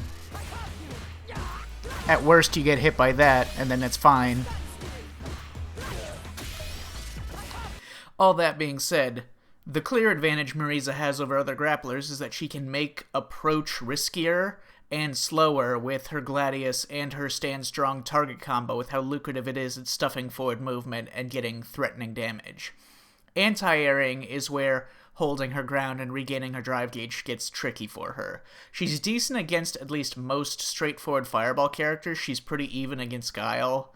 She has kinda loose single hit confirms, and there is some damage optimization and openings that I've seen that could occur here and there with sharp confirm reactions. That's how I see Gustavo playing her to, especially lately, to great effect. Am I of the opinion that she's genuinely struggles, or does her damage output and her bullying options let her compete with anyone at any level? From what I've seen, Marisa can be a menace in all but maybe a few matchups. Kimberly's strength as a rushdown character comes from run stops, which are much better in this game than they were in SF5. You see, there's two ways to apply pressure with gaps to steal frames. You manually time two separate actions, right? Like walk forwards, plus on block button, walk forwards button. Or you do something that is built in as a frame stealer. For instance, in SF5, if you want to steal some frames with Karen, walk, crouch strong, micro walk, then crouch strong again. But with Bison, his walk speed was bad. So instead of walking, which you could do sometimes, but mostly, if you wanted to steal frames, you did slower actions that were made for stealing frames, like Psycho Axe or Roundhouse. Run, stop, and command dashes and stuff like that are always frame stealers. You cancel a button into this dash, you run stop, and then you're minus. But in this game, where all the buttons are minus on block anyways, doing a command dash to steal frames and only wind up like, I don't know, minus 3, 4, 5, whatever, is 20 times better and tighter than trying to hit that button, then walk up and hit another button. Kimberly can get dash checked, sure, but when they're checking... When they check the dash, is it with a medium? No, it's with a light. It's a light, and in this game, a lot of lights don't convert into mediums, and then even if they confirm the lights, there's not a lot of characters don't threaten that much risk relative to the amount of resources that they spend. You only lose so much life in this game if they check you with a light, rather than getting hit by them throwing out low medium kick drive rush, right? On defense. The other factor is that I feel that bombs haven't been explored as much in mid-screen as they could be. She has some fundamental approach tools that are very functional, EX teleport and elbow drop, which give her ways of approaching from above that will give opponents cause to not be too buttonsy on the ground, and good ability to move around the screen and navigate other theoretical problems. Another undertalked element about Kimberly is that she can anti-air people jumping out of the corner and then cancel into run stop to run underneath and put them right back. Technically Ken can do that as well with his crouch fierce into run stop, but only now I'm seeing more of the Japanese Kens start to really implement that, like, consistently in the corner. But also, Kimberly has the weakest defense of the rushdown characters. Not even a strong anti-throw option on Wake Up. As a result, she's a matchup-specific character. She's superior to Juri and Cammy in some matchups, and then much worse than them in other matchups. I do feel that sometimes I watch Kimberly matches and they get away with maybe a bit too many minus frame situations. Maybe this will become more of a problem for her as people train against her and get better at checking certain actions from her. Maybe not. The tech bros are mildly toying with some ideas using bombs in more ways than we currently see. Bomb mix isn't as constant as it was in the misty past, in the before times. Kimberly's corner pressure is honestly excellent without the use of bombs anyways, so it'll be interesting how we start to see Kim's using the resources differently. I'm still a proponent of using bombs for extended block strings to burn drive gauge on block, and I do know that there are some mid-screen bomb setups that people have been workshopping as well. I haven't seen them in real matches yet. I'm interested to see how those pan out. Dhalsim, I don't know. Unique, complicated character. Hard to measure his risk-reward in this game versus everyone else's risk-reward. His offense is relatively the same as every other character. It's just, I don't know. People also haven't completely defined how to counterplay against him yet. There are some things he's strong at, definitely, that can be exploited. Like, meaty drive rush into slide can be reacted to in perfect parried, and I think in the highest level of play against the people that have training partners that are the strong Dhalsim players, like in France and whatever, I think you're seeing more people like Mr. Crimson and whatnot changing up his game plan around those elements. And I think Crimson is right when he says that, like, in the end of SF5, Dhalsim was supported by the core system mechanics, but in SF6, the system mechanics are his enemy. Parry benefits the enemy against Sim more than it benefits Sim. Perfect parry on his limbs, parry to generate meter on his limbs. Sure, Sim can use perfect parry on defense, but so can everyone else. And all those other characters have shit like EXDPs and invuln level 1s. And better lights. Personally, I think Sim in his current state can only go down in stonks, as I think the game provides a much greater potential for matchup-specific tech against him than it provides for him. That being said, Dhalsim's fireball control is quite good, his drive rush options are pretty good, his EX arching fireball is a chaos agent that if it happens to call out a jump precisely gives high reward, and it's difficult to design tech around it beyond that because the EX arching fireball has very little hit stun, but it's still a theoretically complex tool. And Dhalsim's jump in this game is actually very good.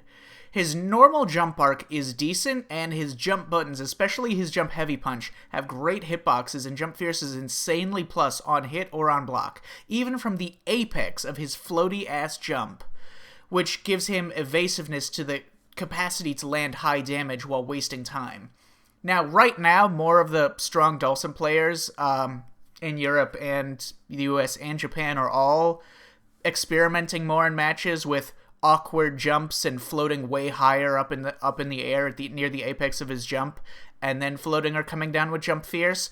But it's pretty difficult to identify how plus you are on hit or on block while coming down from all of those different heights. So there are certain situations that I'm watching in matches where I'm sure that once the players get better at identifying exactly how plus they are of any given hit from any height of jump fierce, that they'll be able to take their turns or convert hits into combos better than they are currently doing. But anyways, there's a similar story with his EX Air Fireball, right? Which allows him to float or teleport and teleport after use, making for these awkward situations when used at different heights in his jump arc. His back medium kick is probably better than you even realize. It has crazy high block stun and hit stun on trades. It's one of the most lethal moves on trade. It's a true block string into medium flame, etc. He can stuff most drive rushes with like back back medium kick into EX Flame, which can net solid damage with a level 1. Overall, though, I think the matchup exploitation of his weaknesses and his sheer risk-reward are still poor, and that the system works against him. I also think that, theoretically, if forced to go in on a turtling opponent who isn't running into his zoning, and his options for pressure and mix-ups aren't incredibly threatening, his teleport and mix is perilous to set up in a way that can't be avoided or challenged or easily parried.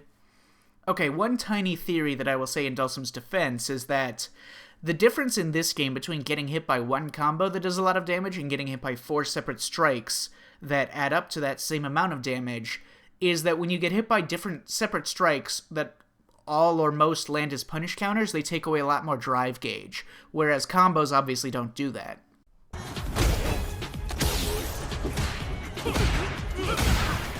Right there, we've got drive gauge at about here, block one thing, throw out a stand strong to buffer, get punish countered, go down to here, then on another stand strong to buffer, get hit by a heavy, go down to here. Whereas if he had just been hit by a normal attack into a combo, he would have lost maybe a bit from the punish counter and then recovered like about that much over the course of the combo and been like around there. The zoners can often make it difficult or awkward to recover drive gauge against them in neutral. Dulcim is the exception, where parrying his limbs builds you back more than a projectile would, so smart parrying can keep you pretty drive gauge healthy at minimal risk, and can even build you extra meter from a deficit. Sim has to hard teleport into throw or drive rush whiff crouch short into throw to punish parries. Meanwhile, throwing out parries and holding parries in neutral pose more of a pressure on Dulcim than it does on JP or Guile.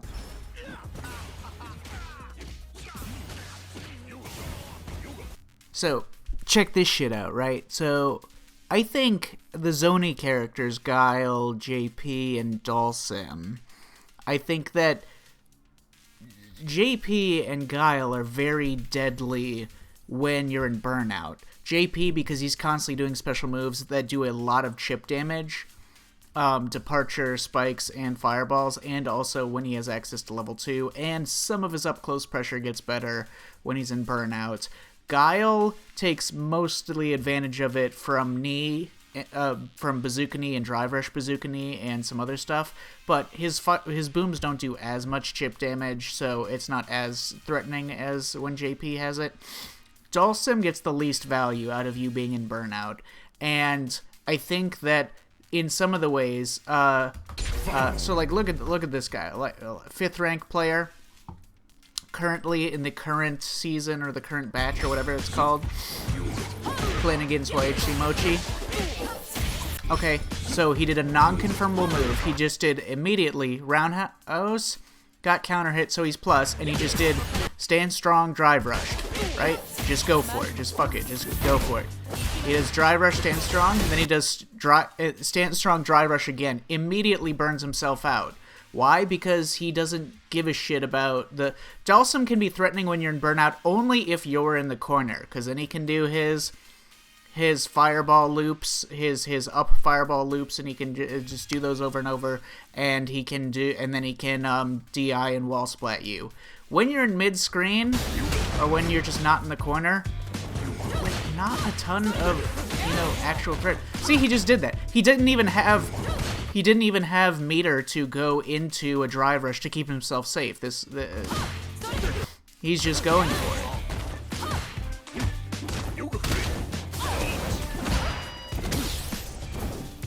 And what is the threat of the actual burnout like this? Burning yourselves out? Is there anything? Nothing.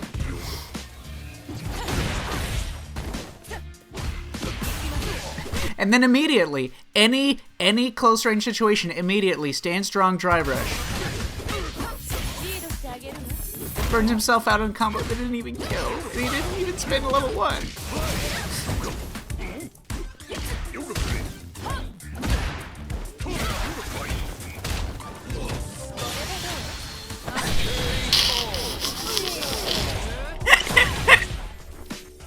Guile, I think, is the perfect character. like, perfectly designed. Still has room to explore the character a lot more, has all the tools, has the stability, not designed like fucking shit with incoherent decision-making. The most suspect aspect of his design is his DR bazooka knee being 0 on block, which is annoying to deal with as the opponent playing against Guile, but it's also unstable to utilize for Guile. So how strong is he? Well, he's the character who I determined statistically through the research that I did has to land the highest number of separate hits to win a round, on average. As such, I feel that he's at risk of losing his advantages to small user errors or slight missteps or lapses in consistency. That being said, he has great control tools, both long range and mid range. The issue is, despite his meter stability, he also doesn't necessarily have as many great ways of abusing his own meter as maybe as JP does, for instance, with EX Departure. He has a solid drive rush, but he doesn't have the same bonkers like EX moves or the same high damage anti-airs with Drive Gauge the JP and Dhalsim both have in a pinch. His EX Flash Kick is probably the best reversal in the game, other than the fact that it's a charge move, obviously. It has crazy range and the best recovery of any reversal. He does have access to high damage, and in fact, he has one of the best counter-hit confirm crouch jabs in the game for stuffing things that you need a jab to interrupt, like heavy spin knuckle or dash cancels or things. I think he is a character whose drive gauge stability could be used more to get maybe more drive reversals off at guaranteed spots, which would help his mid-range neutral more, or space control, and allow him to land hits and knockdowns off of certain mediums and heavies without risking DIs or perfect parries or getting counter-poked. Drive reversal as a whole is weak in many ways, but you can be applied here and there. Matchups where you can zone the opponent long enough to regain your drive gauge, or certain characters like Blanca and Cammy who get Oki off of their drive reversals. You probably already know this, but a lot of the low forwards in this game, the cancelable ones, are like -5, -6 on block. Well, this, a lot of the times you can't necessarily take advantage of that by doing some 6-frame move, because a lot of them have like decent pushback and stuff, and it's only if they're up close like this that you can get guaranteed punishes on it, But did you know that most of these also usually mean that drive reversals are guaranteed on a lot of the low forwards in this game? Now, the only difficult part of this is that Guile's drive reversal kind of sucks ass and that goes nowhere.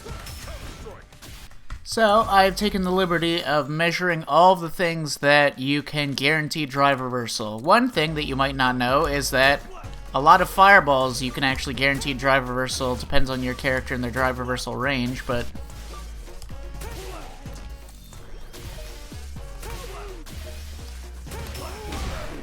you can drive reverse a lot of fireballs from farther than you might expect.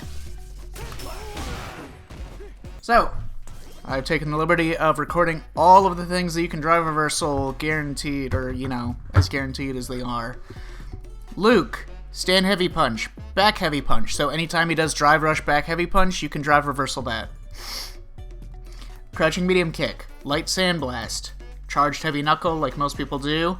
And another thing in this game is that if opponents do lights like this, like a light string of like rapid canceling their buttons, if they are inputting a rapid cancel, if they do that, it means that they cannot block the drive reversal.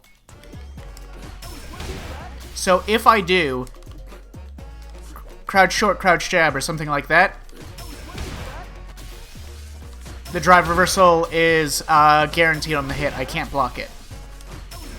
So it beats most rapid cancels of lights. Not all of them, though. Some characters can do rapid cancels of lights and still block the drive reversal. Only a couple characters. So, Jamie, stand heavy punch. Anytime he does drive rush, stand heavy punch, you can drive reversal that, guaranteed.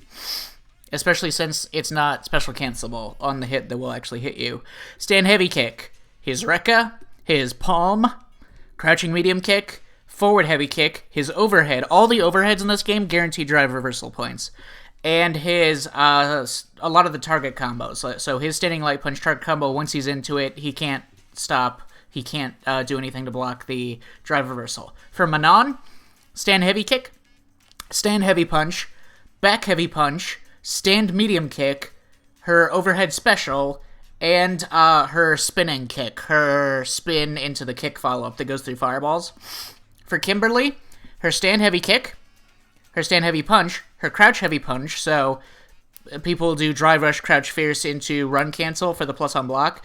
So that's drive reversible.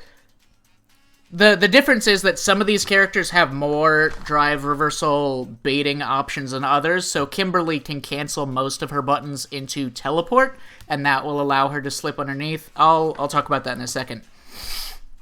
Or I'll demonstrate that really quickly now, just because we're covering this topic. Like so. Right. So for Kimberly, her stand medium punch.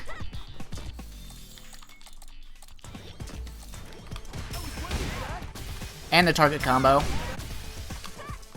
Her stand medium kick. And, her overhead. That overhead. For Marisa, her stand heavy punch. Her target combo from stand heavy punch. Her forward heavy whatever. Her stand heavy kick. Her crouching medium kick, and Gladius. And her target combo, her forward heavy kick, the big knee, back heavy punch, phalanx as well, and step kick, so her special things. For Lily, her stand medium punch, crouch medium punch, all of her heavy buttons, her windstock hit, crouch medium kick, condor spire, and her overhead. For JP, his stand medium punch, his stand medium kick, his stand heavy punch, his stand heavy kick, and target combo, Streebog, his overhead, his spike, if he does it close range on block for some reason, and his back medium punch target combo. For Jury, the two hits of her standing medium kick, crouching medium kick, standing heavy kick, standing heavy punch, forward heavy punch, back heavy kick, her overhead, and her Fuhujin stock. For DJ, standing heavy punch, standing heavy kick, crouching medium kick, back heavy kick, Sobot, funky slicer, stand medium punch target combo, and crouching heavy punch. For Cammy, her crouching medium kick, standing medium kick, standing heavy punch, standing heavy kick, forward heavy kick, and heavy spin knuckle. Not light or medium, only heavy spin knuckle. For Ryu, standing medium kick, crouching medium kick, forward heavy punch, standing heavy punch, donkey kick, hashigeki, his overhead, and his fireball, if he's, like, pretty close. For Honda, all of his special moves and whatever, his standing heavy punch, his forward heavy kick, his overhead, and his crouch fierce. For Blanca, very few moves. Very few moves for Blanca are guaranteed drive reversal points. His forward heavy punch, his standing heavy kick, and his overhead. For Blanca, I don't seem to have recorded everything. I don't know why. His stand fierce, his crouch fierce, standing medium kick. But he can block a lot of this shit. And his forward heavy punch. And his roundhouse and stuff. For Guile, his Sobot, his forward heavy kick, upside down kick, his standing heavy kick, his forward heavy punch, back heavy punch, and standing medium punch target combo, his overhead, and crouching medium kick, but only if he does it very close. So if he's here, crouching medium kick is fine. If he's here, not so much. For Ken, standing medium kick, crouching medium kick, standing heavy punch, standing heavy kick, Jinrai, Dragon Lash, his fireball, his step kicks, and his overheads. For Chun-Li, stand heavy kick, stand heavy punch, crouch medium kick, her fireball when close, crouch heavy punch, serenity stance, anything from serenity stance, and forward heavy kick. For Zangief, his stand medium punch, his stand medium kick, his crouch medium kick, his stand heavy punch, and then all the other ones you would expect, like forward heavy kick and stand heavy kick and whatever. For Sim, his down back heavy punch, his a lot of his other heavy limbs, if you're close enough or whatever to get the knockdown from them. His flame, even if you do it off of an... Okay, so let's say... Let's set this situation up where... Even if he anti-airs you and then goes into flame, you can still drive reversal him.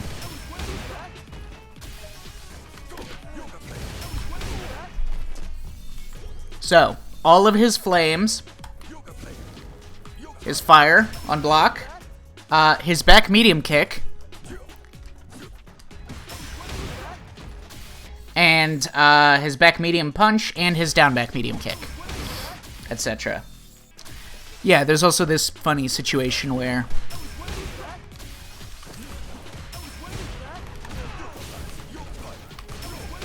he can hit your limbs if you're like trying to shave off his drive gauge or something. He can drive reversal your fireball and then hit your limb while you stick it out. Other than that, we've got Rashid, stand heavy punch, crouch heavy punch, stand heavy kick, crouching medium kick, spinning mixer, his overhead, and his heavy cyclone thing that he uses to get plus frames and stuff. I don't think his forward heavy kick is guaranteed. For Aki, crouching medium punch, standing heavy punch, forward heavy punch, standing heavy kick, crouching heavy kick, her overhead, forward heavy kick, her light spear, her light bubble, fireball thing, EX bubble, her coward crouch kicks, and her other punch special. Or the knife multi-hitting special thing, the arc thing. So, those are the moves on the game that are guaranteed drive reversals on block. As for characters that can bait out what would otherwise be guaranteed drive reversal points, Dhalsim can. Not very effectively. He would have to do like this to get something meaningful out of it, which is a huge call-out.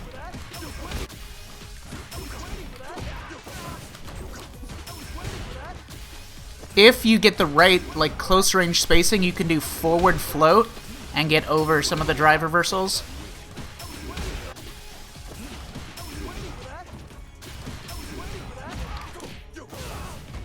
Oh, right, I listed all the characters that can do rapid cancels. Okay, so Luke can do whatever, like the same, any character can beat it with EXDPs or supers or whatever, so... At a huge cost for EXDP, less cost for a super. So any character can do that if it's off of a drive reversal, or sorry, drive rush. Manon can do EX spin through it. There's two variations of this.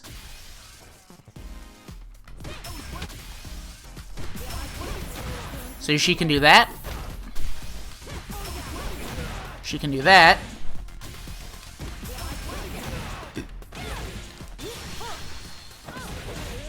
And because it's all EX moves, she can start regenerating her drive gauge during this. So not as expensive as using a DP to go through it. And if she does it really fast, like, and let's say she's at a high level, this becomes more optimal to do. She can drive rush, spin into she sees it, spins into nothing.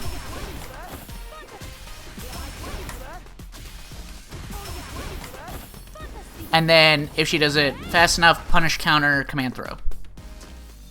Kimberly can get teleports, like I said, both regular and EX, off of anything that she can cancel into teleport. Jamie, okay, so this is another thing that characters with installs can do to stop, like, say, if you wanted to drive reversal on their drive rush cancels. they can do their install, and that allows them to block and then get a huge punish combo off of the -8 plus the install. So Jamie can get enormous damage off of that. As can Juri and, any other character with, like, a level 2 that they activate and it recovers instantly. JP can do Drive Rush Amnesia, or level 2. Cammy can do EX Knuckle. Now, the propensity of this depends on the DP that she's fighting against, because some of them move further forwards, and thus her EX Knuckle whiffs and is not very good against. Guile can do his level 2 to block and then punish, for which he gets enormous damage. Blanca, one of the best options in the game. Chun has 2 very unique options. So, off of something like low forward, which would usually be a guaranteed drive reversal spot, she can go into Serenity Stance, and that lets her block faster. And she also gets one of the most unique ones. Drive Rush Down Forward Heavy Kick, which has very far evasive properties. That being said, the obvious issue with this is that if it doesn't hit the opponent, which it often won't in these particular instances, it's no good like that. So it will avoid, but it's only good in the corner. Like so.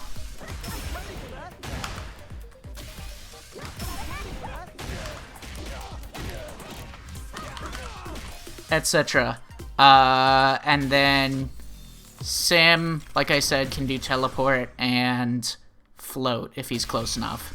The thing is, none of these things will actually allow him to punish the drive reversal. That's -7 if he does it off of this. This is 0. That doesn't let him punish, etc. There are a lot of medium buttons that let you guarantee drive reversal them on block. The funny thing about actual Guile matches is that it's often not quite what you'd expect from the character. Like, the game plan is there, but there's ways to make his fireball range uncomfortable, and he anti-airs a lot, but he mostly anti-airs with medium kick. There's much less flash kick than you'd expect. I'm not good enough, obviously, at charge inputs. I'm very bad with charge inputs to intuitively tell if this is something that Guile players could be doing in matches more, or if I should trust the experts, the strong Guile players who are constantly anti-airing with stand medium kick, and just assume that this is what more or less what peak Guile looks like in this realistic understanding of the meta. In any case, I think he's like the perfect balance of a character. Every character should be balanced like Guile is right now. Tons of room for growth, tons of room for counterplay, systems make sense, he interacts with the core mechanics in understated and interesting ways. Great design character. Blanca has a lot of shit he probably shouldn't have, but fuck you. I like him in this game, so let him be, whatever. When we think about Blanca from some of these meta-defining traits, it's plain to see when we stop and examine it. Blanca has some of the most lethal up-close pressure. He has a bonkers crouch strong, which he can do into Drive Rush or EX Ball for less meter. He has time stalling, zoning, and runaway tactics. He has anti-fireball tools. He has tools for attacking the drive gauge. He has flexibility with how he spends his super gauge. He has defensive options. He has side switch options. He has weird fucked up corner mix-ups and extra weird corner pressure. He has a level 2 that not only skedaddles neutral, but can also apply better corner carry into his stronger set play from even mid-screen. But it's also great time stall for drive gauge management. He has things people don't even realize. Like, he has probably the best drive reversal in the game. It travels the furthest forward and gives him the best Oki out of anyone in the cast. He even has hard-hitting anti-airs on counter hit. Jump back strong into airball on cross-up jumps. He has YOLO slide. He has low forward drive rush. Low forward EX electricity. He has extra reach tools like forward fierce for matchups more controlled in a stable range that don't punish his forward fierce on block very well. He has a 7-frame heavy button, which means he can always burn out a ton of drive gauge on punish counters. Jungle Hop is actually really fucking strong in this game, forwards and backwards, and on cancels and everywhere, and it provides him a ton of niche utility that other characters don't get. Like, he can drive rush cancel and bait out EXDPs with Jungle Hop like it's nothing. He can jump past DIs while he's in Burnout with Jungle Hop. On top of that, his level 1 has some of the best range relative to speed of any super in the game. Any level 1, and Blanka exists in the small class of characters that can punish certain things that others can't, and he has back medium kick. Jamie. I don't know. He has a lot of good stuff, and he can win fine. It's hard to analyze because his kit is complex, and he has a lot of things in it, and it's difficult to measure his risk-reward priorities moment to moment, and in general. His buttons are decent, but not particularly great. And unfortunately in this game, you lose to a better button from a character more willing and more able to kill you, and it can get pretty bad for you. Jamie can do damage even at level 0, or level 1 or whatever it's called, off of the right hits. It's just that those hits are less frequently available than is found in other characters who can get huge damage all the time. Even though there are Jamies with mainstream pretty strong results, or at least players that use Jamie as a sub, like Kane or whatever, I tend to feel that Automatic has the most profound meta comprehension of Jamie. I probably think that because we're just on a similar wavelength of labby, philosophical-esque players. I generally feel like Jamie could stand to use level 2 more than he does. His level 1 is kind of ass in most of the time. His level 3 is kind of ass because you need to spend more drive gauge to convert off of it as the launcher, where everyone else's level 3 restores their drive gauge exclusively. So it can do some interesting things, but it's also a lot of ways you would rather just have a normal level 3. I don't know. I haven't labbed or played a ton of Jamie, especially not under these criteria. He has a DP, but it's one of the worst ones. It doesn't hit very far forwards or upwards, and it's only a single hit. So it's not great against ults or jump arcs or drive rushes. His neutral isn't amazing, but it's also where his high damage can come from, whereas his Oki pressure is much lighter and yields smaller damage conversions. He has a big move list, but a lot of his stuff just doesn't work very well, and he lacks in a variety of areas. His anti-fireball tools are pretty weak. His DP doesn't cover things other DPs do, like drive rushes or dive kicks or whatever. None of his supers net huge raw damage except for CA. He has like a pseudo suppressor move that kind of sucks. He has a lot of heavily punishable moves if done incorrectly. Some of his strong tools still have some exploitable gaps, like if you DI his drive rush stand fierce, for example.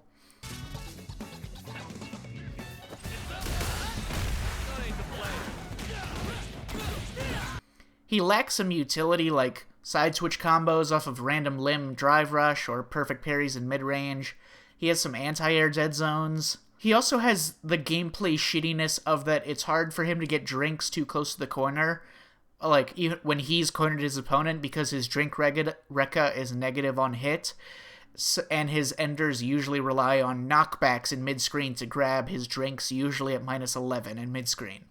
He's not good against characters that he loses neutral badly to, or characters that he loses close-range risk-reward to. Okay, we also have the DLC characters, Rashid and Aki, who I know much less about, practically speaking. I barely played these characters. I don't know these characters well enough to have an idea of their relative strengths or areas where their meta could be stronger or weaker than currently utilized. People say that Rashid's biggest issue is his inconsistency with his anti-airs, and his bad EXDP, which is also part of that. At a glance, he seems to have plenty of ways of managing drive gauge and pressuring without meter. His buttons seem to serve him fairly well. His conversions, his corner carry, his mix seem strong. He has useful buttons like Roundhouse that tag a lot of things that other characters can't. He has one of the best level 2s in the game. I'm not sure if it's truly the best, if I think it's the best or not. I think it's insanely good for neutral, drive gauge management, mix-ups, pressure, screen control, pushing the screen, etc. When your plans don't work out, you can easily salvage it. His normal control isn't amazing. His drive rush is pretty good, not amazing. He has a great backdash for what that serves in this game. his level 2, just like in the nature of being something that you set up instead of something that you confirm into, also means that his resource management can sometimes be slightly gambly, just in some of his losing matches. Like, there are theoretical bad outcomes to his level 2. If you set it up hoping to keep up the pressure, win neutral, regen some drive gauge, and land a mix-up and take off some chunks of health at low risk, you end up getting your hits into super parried, like whatever mix-ups you tried, you get parried or something. The opponent regens a bunch of their drive gauge by parrying all of your attacks, and then drive reversals the wind-enhanced spinning mixer that the Rashid does at the end, which he doesn't have to do, but a lot of them do, and then at the end, you arguably got negative value out of that level 2. JP, I feel, can get away with not getting anything from his level 2 because his zoning builds him a lot of super anyways, and his game plan is not very reliant on supers for his damage output. And JP's level 2 is not just mix, okay? JP's level 2 is both mix and pressure and also confirms it with combos for extra damage. Rashid is more like a normal character who does need to get true, real, tangible value from his supers in order to stay competitive. If his supers are not rewarding him well, he gets behind in the match compared to other characters. But, like, yes, his super is then the best at doing that. But, like, if you watch some random Gachikun matches in, like, the past months or so preparing for Capcom Cup, how many fucking times in a match does he just instantly solve neutral with level 2? One insane thing about level 2 for Rashid is that it lets you build super gauge while the tornado is still out there. As soon as he puts the tornado out there, you can start building more super again. And that's not how any other level 2 in the game works. That's not how JP's level 2 works.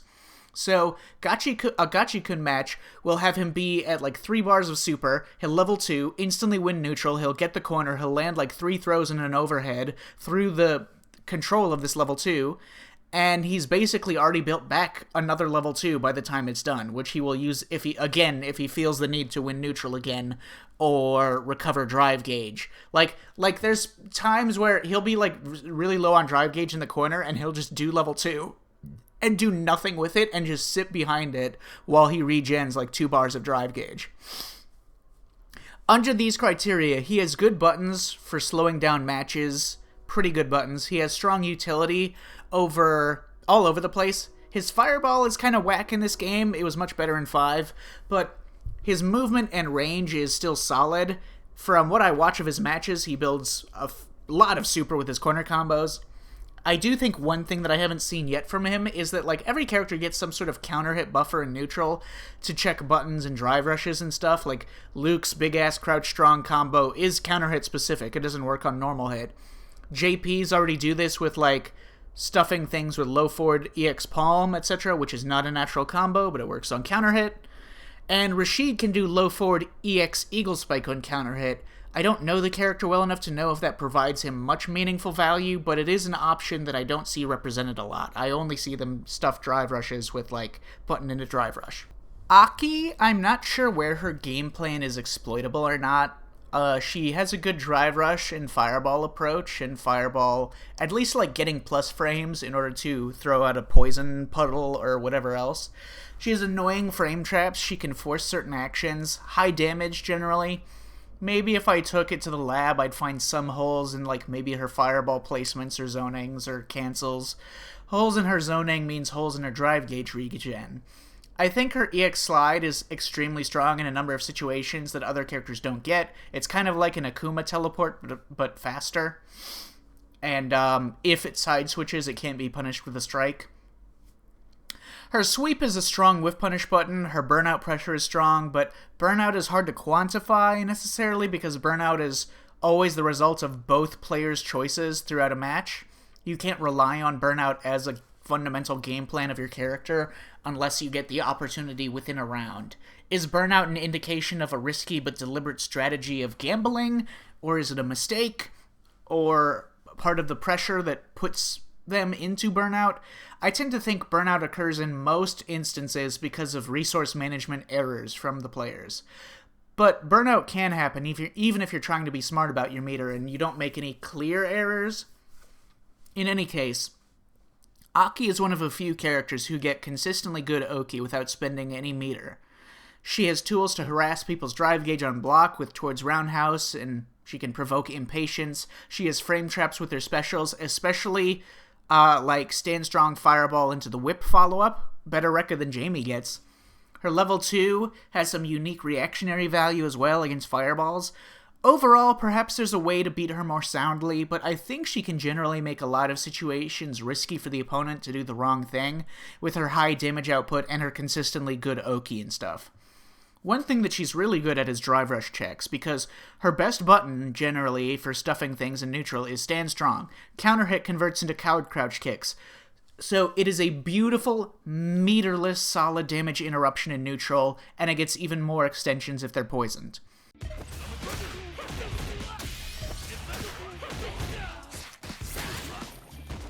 Overall, this is probably a huge part of the character strength, is that she has this good fast button that converts meterlessly into solid damage, using as a special that is safe on block anyways, and she can even go into the command grab from Coward Crouch if she's feeling cheeky. And the threat of Stand Strong, like, it's maybe not quite as potent as, say, like a Marisa Stand Strong target combo in neutral, but it's functionally close at making the opponent hesitate. Maybe Aki Stand Strong is equal in its effectiveness because it not only goes into Coward Crouch options, but it's also a frame trap into the Light or EX Fireball, which both also have the whip follow-up that most people, even if they do block it, don't really know how to punish on block. And it also gets a meterless knockdown off of a safe special cancel. So lots of options off of her Stand Strong. The great thing about Poison in this as a retribution system in this game is that it's essentially like this extra resource for getting more utility and damage from your hits, but when it happens, and when it happens to work out in your favor, you don't have to sacrifice anything, any part of your game plan to make it happen. For Ken, I refer to my video comparing Ken and Luke.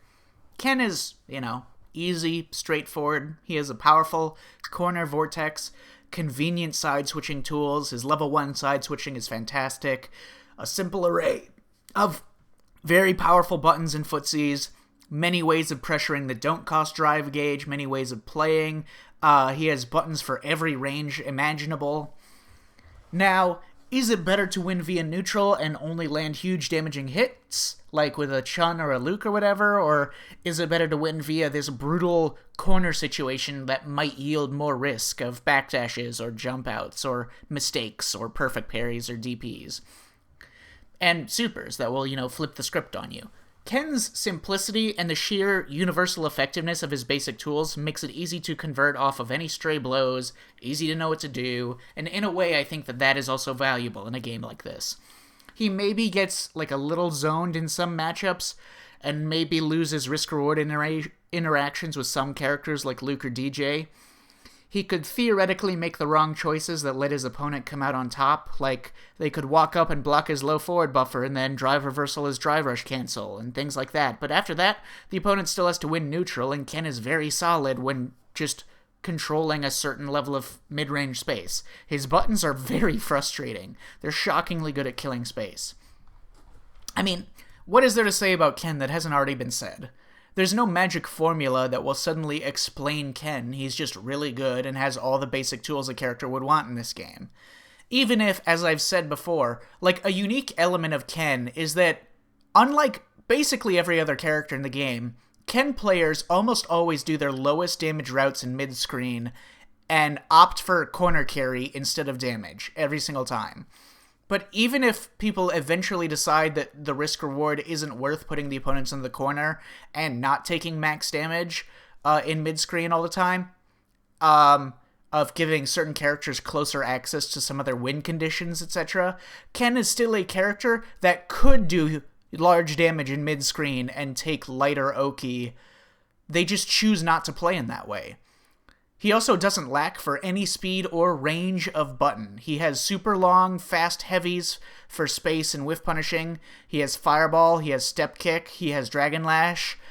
His mediums are fucked up. Both of his medium kicks are absurd and do things that most characters cannot even do at all. Okay? His stand medium kick hits things and can work in situations that like maybe 2 or 3 characters in the game can do. And his standing short, huge and has a nice counter hit drive rush conversion. So no matter how the meta shifts, Ken will still be at the top, as he currently is in this patch.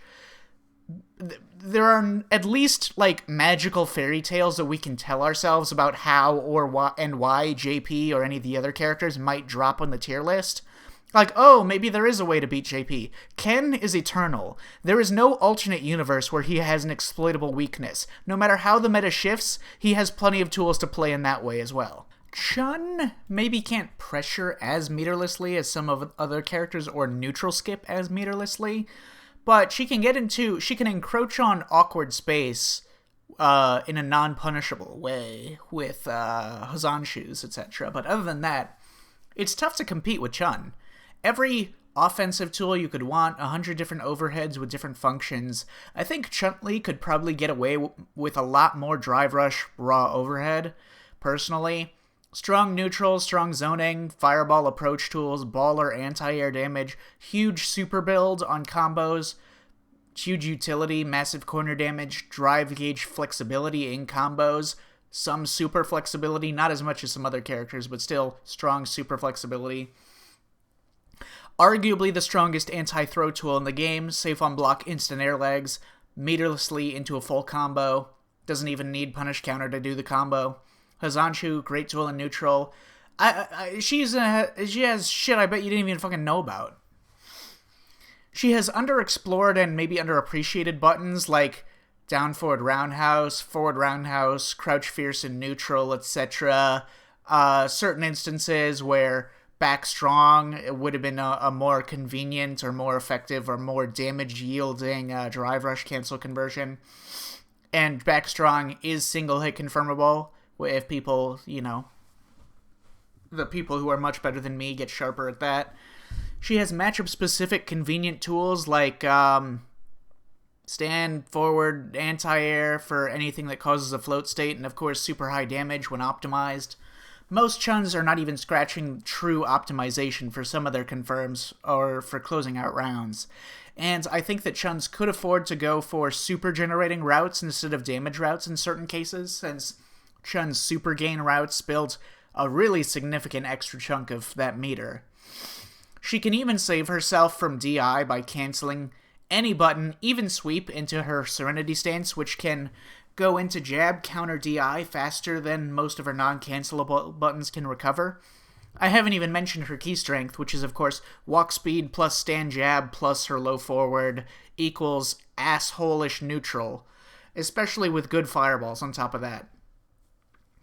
One weakness of both Chun and Ken, and maybe this is just a thing of meta and not like a true character weakness, but players choose what they feel is the best button to throw out as a poke in neutral, and for Luke it's crouch strong, great hitbox. It doesn't even have active frames, but dumbass fast recovery speed, 21 frames, ridiculous. For Chun and Luke, they do a lot of low forwards in neutral and a drive rush, which means that they are always getting scaled damage in their combos, and have to achieve their better damage through other means. Luke can cut out the middleman. His neutral winning button is his high damage combo. He doesn't have to land one and then look for the other. Now, Chun has both back strong and low forward, as well as counter hit jab into low forward, which, if executed sharply, can give enough time to cancel into medium bird kick to get a meterless knockdown, or even a strong EX conversion.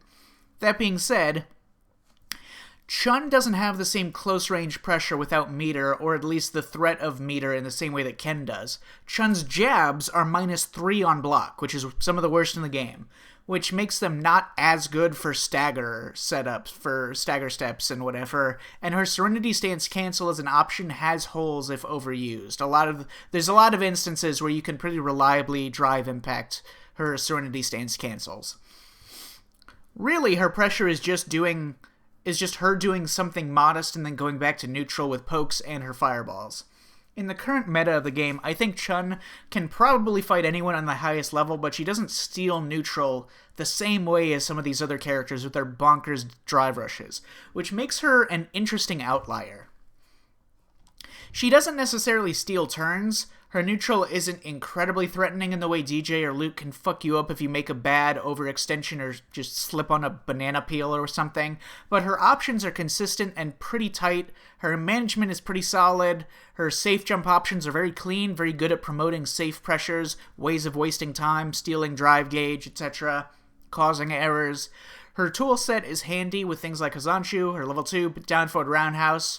When she gets you in the corner and you get opened up near the corner, you just die. It's huge, cheap damage. I mentioned that Chun and Ken, at least how they're played, have some weaknesses in terms of the damage scaling they get from their low forwards that they're landing and using as their primary neutral in a lot of the time. I feel Ryu's biggest advantage as a character is that Ryu players now especially only play neutral with his crouch strong and stand fierce and don't use his low forward a lot if they want to stuff something. Ryu has some of the worst Oki in the game, not a joke. He has generally unimpressive corner carry off of most of his hits. Almost everything he does just gives like the most laughably shitty Oki ever. Even with drive rush, it's still pretty bad because his drive rush also sucks. So Ryu's competitive ability is mostly good because he has a good crouch strong and a good stand fierce, and those buttons will net high damage when you clip things. Other than that, he has a seemingly good fireball, good uppercut, he can harass on pressure with certain moves, especially the threat of a single stand fierce single hit confirm, which is single hit confirmable. I don't think there's much that his stand fierce does that Ken's couldn't do.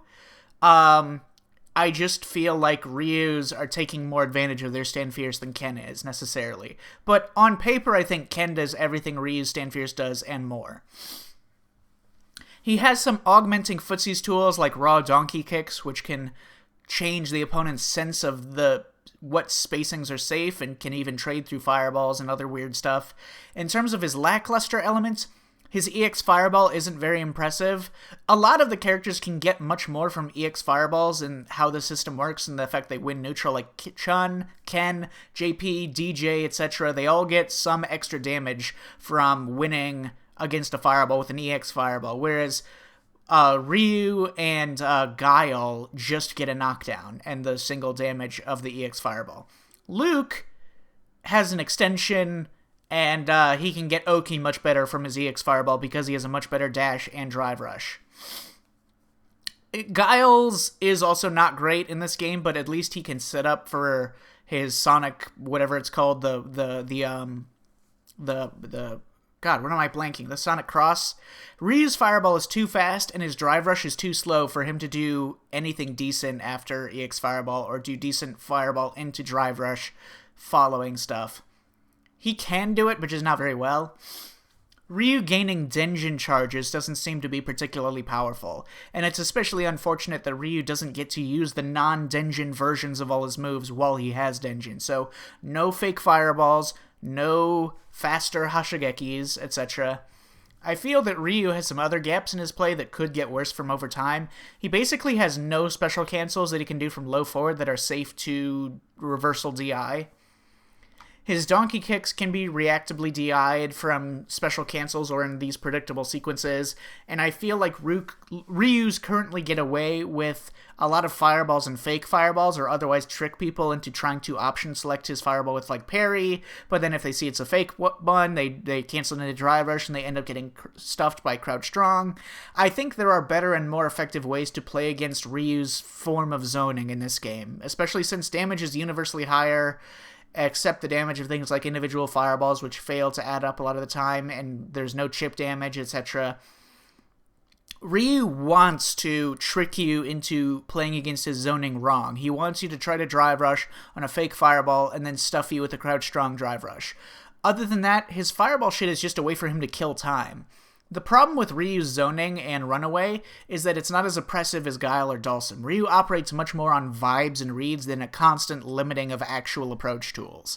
And yeah, it is scary to approach him, scarier than some of those, than even I guess Guile or Dhalsim, because due to crouch strong or stand fierce drive rush, yielding more damage, but those are actions that will bleed meter from him, and he won't be able to do so as freely once he's below 3 bars of meter. Ryu has a lot of tools that I never see used. He has like corner combos that I rarely get to see because he rarely corners his opponent.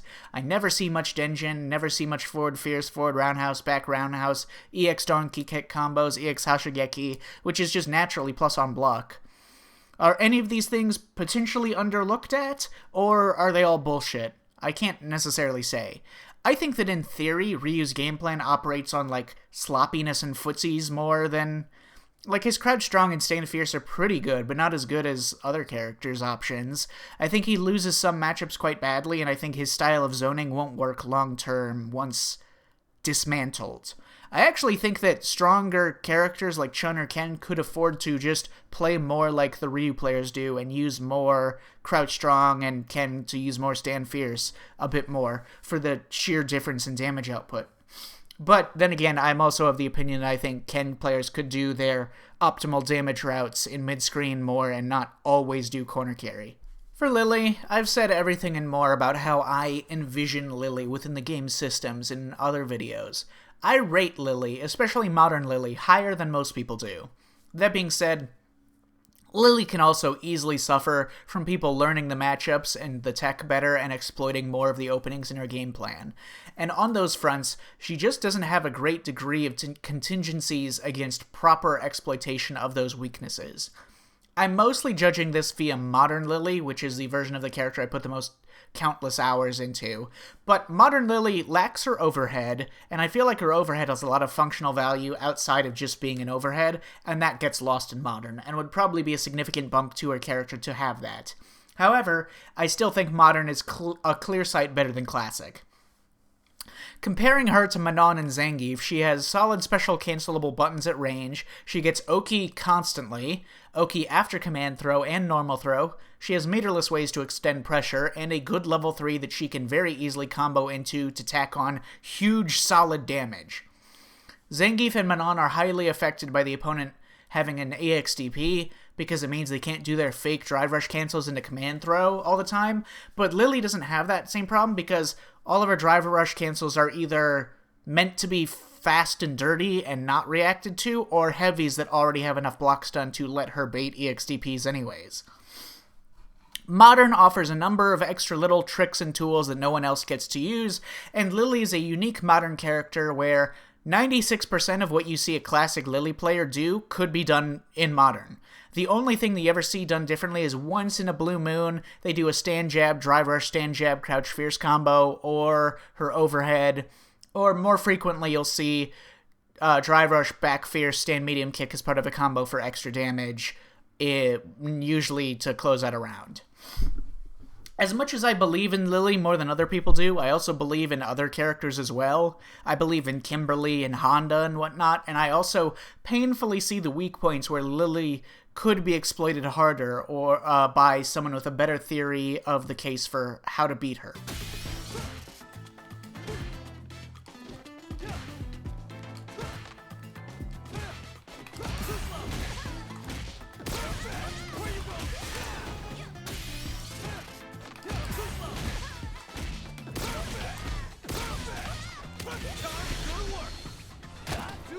On my tier list, I should explain the separation between the characters that I believe in and can see a theory of the case for them being, like, really, really good, and then the characters that I believe theoretically could get bullied to death and will get worse through more thorough exploitation of their weaknesses and game plans that deny them the tendencies of their strengths. Or otherwise the tendency for their weaknesses to cause them to death bleed in a round. Again, this is not an exact tier list. This is a theoretical tier list based on other things like abstract views of what works in the game systems and the tendency for things to seem solid versus things to seem potentially beatable with more rigorous matchup tech and abstract theory of how to broadly approach a round. I think Dalsum, for instance, is fairly effective right now. I just anticipate that he has a lot of potential to get much worse through a more damning understanding of how to play against him and his techniques that people will gradually develop. So it's not a measure of him being bad, it's a measure of I think he can get a lot worse. Lily, too. Like, I believe, and I have said as much, that I think Lily can realistically be competitive right now and be, like, much stronger than she's currently perceived to be, but I also think that if the world conspired to get really good at fighting Lily and put all their brain cells together to form the most optimal anti-Lily coalition of tech and strategy and practice, she would be in trouble. And the bottom tiers are also more or less how I labeled them. Characters that I feel have very clunky designs that don't quite add up to a logical game plan in this meta, or just have weird fucking decision-making that is not intuitive. And anyways, that's about it. I plan to have this video out before Capcom Cup starts because I'll no doubt have to rewrite a big chunk of it if I leave it till after the fact. Anyways, thanks for watching. See ya.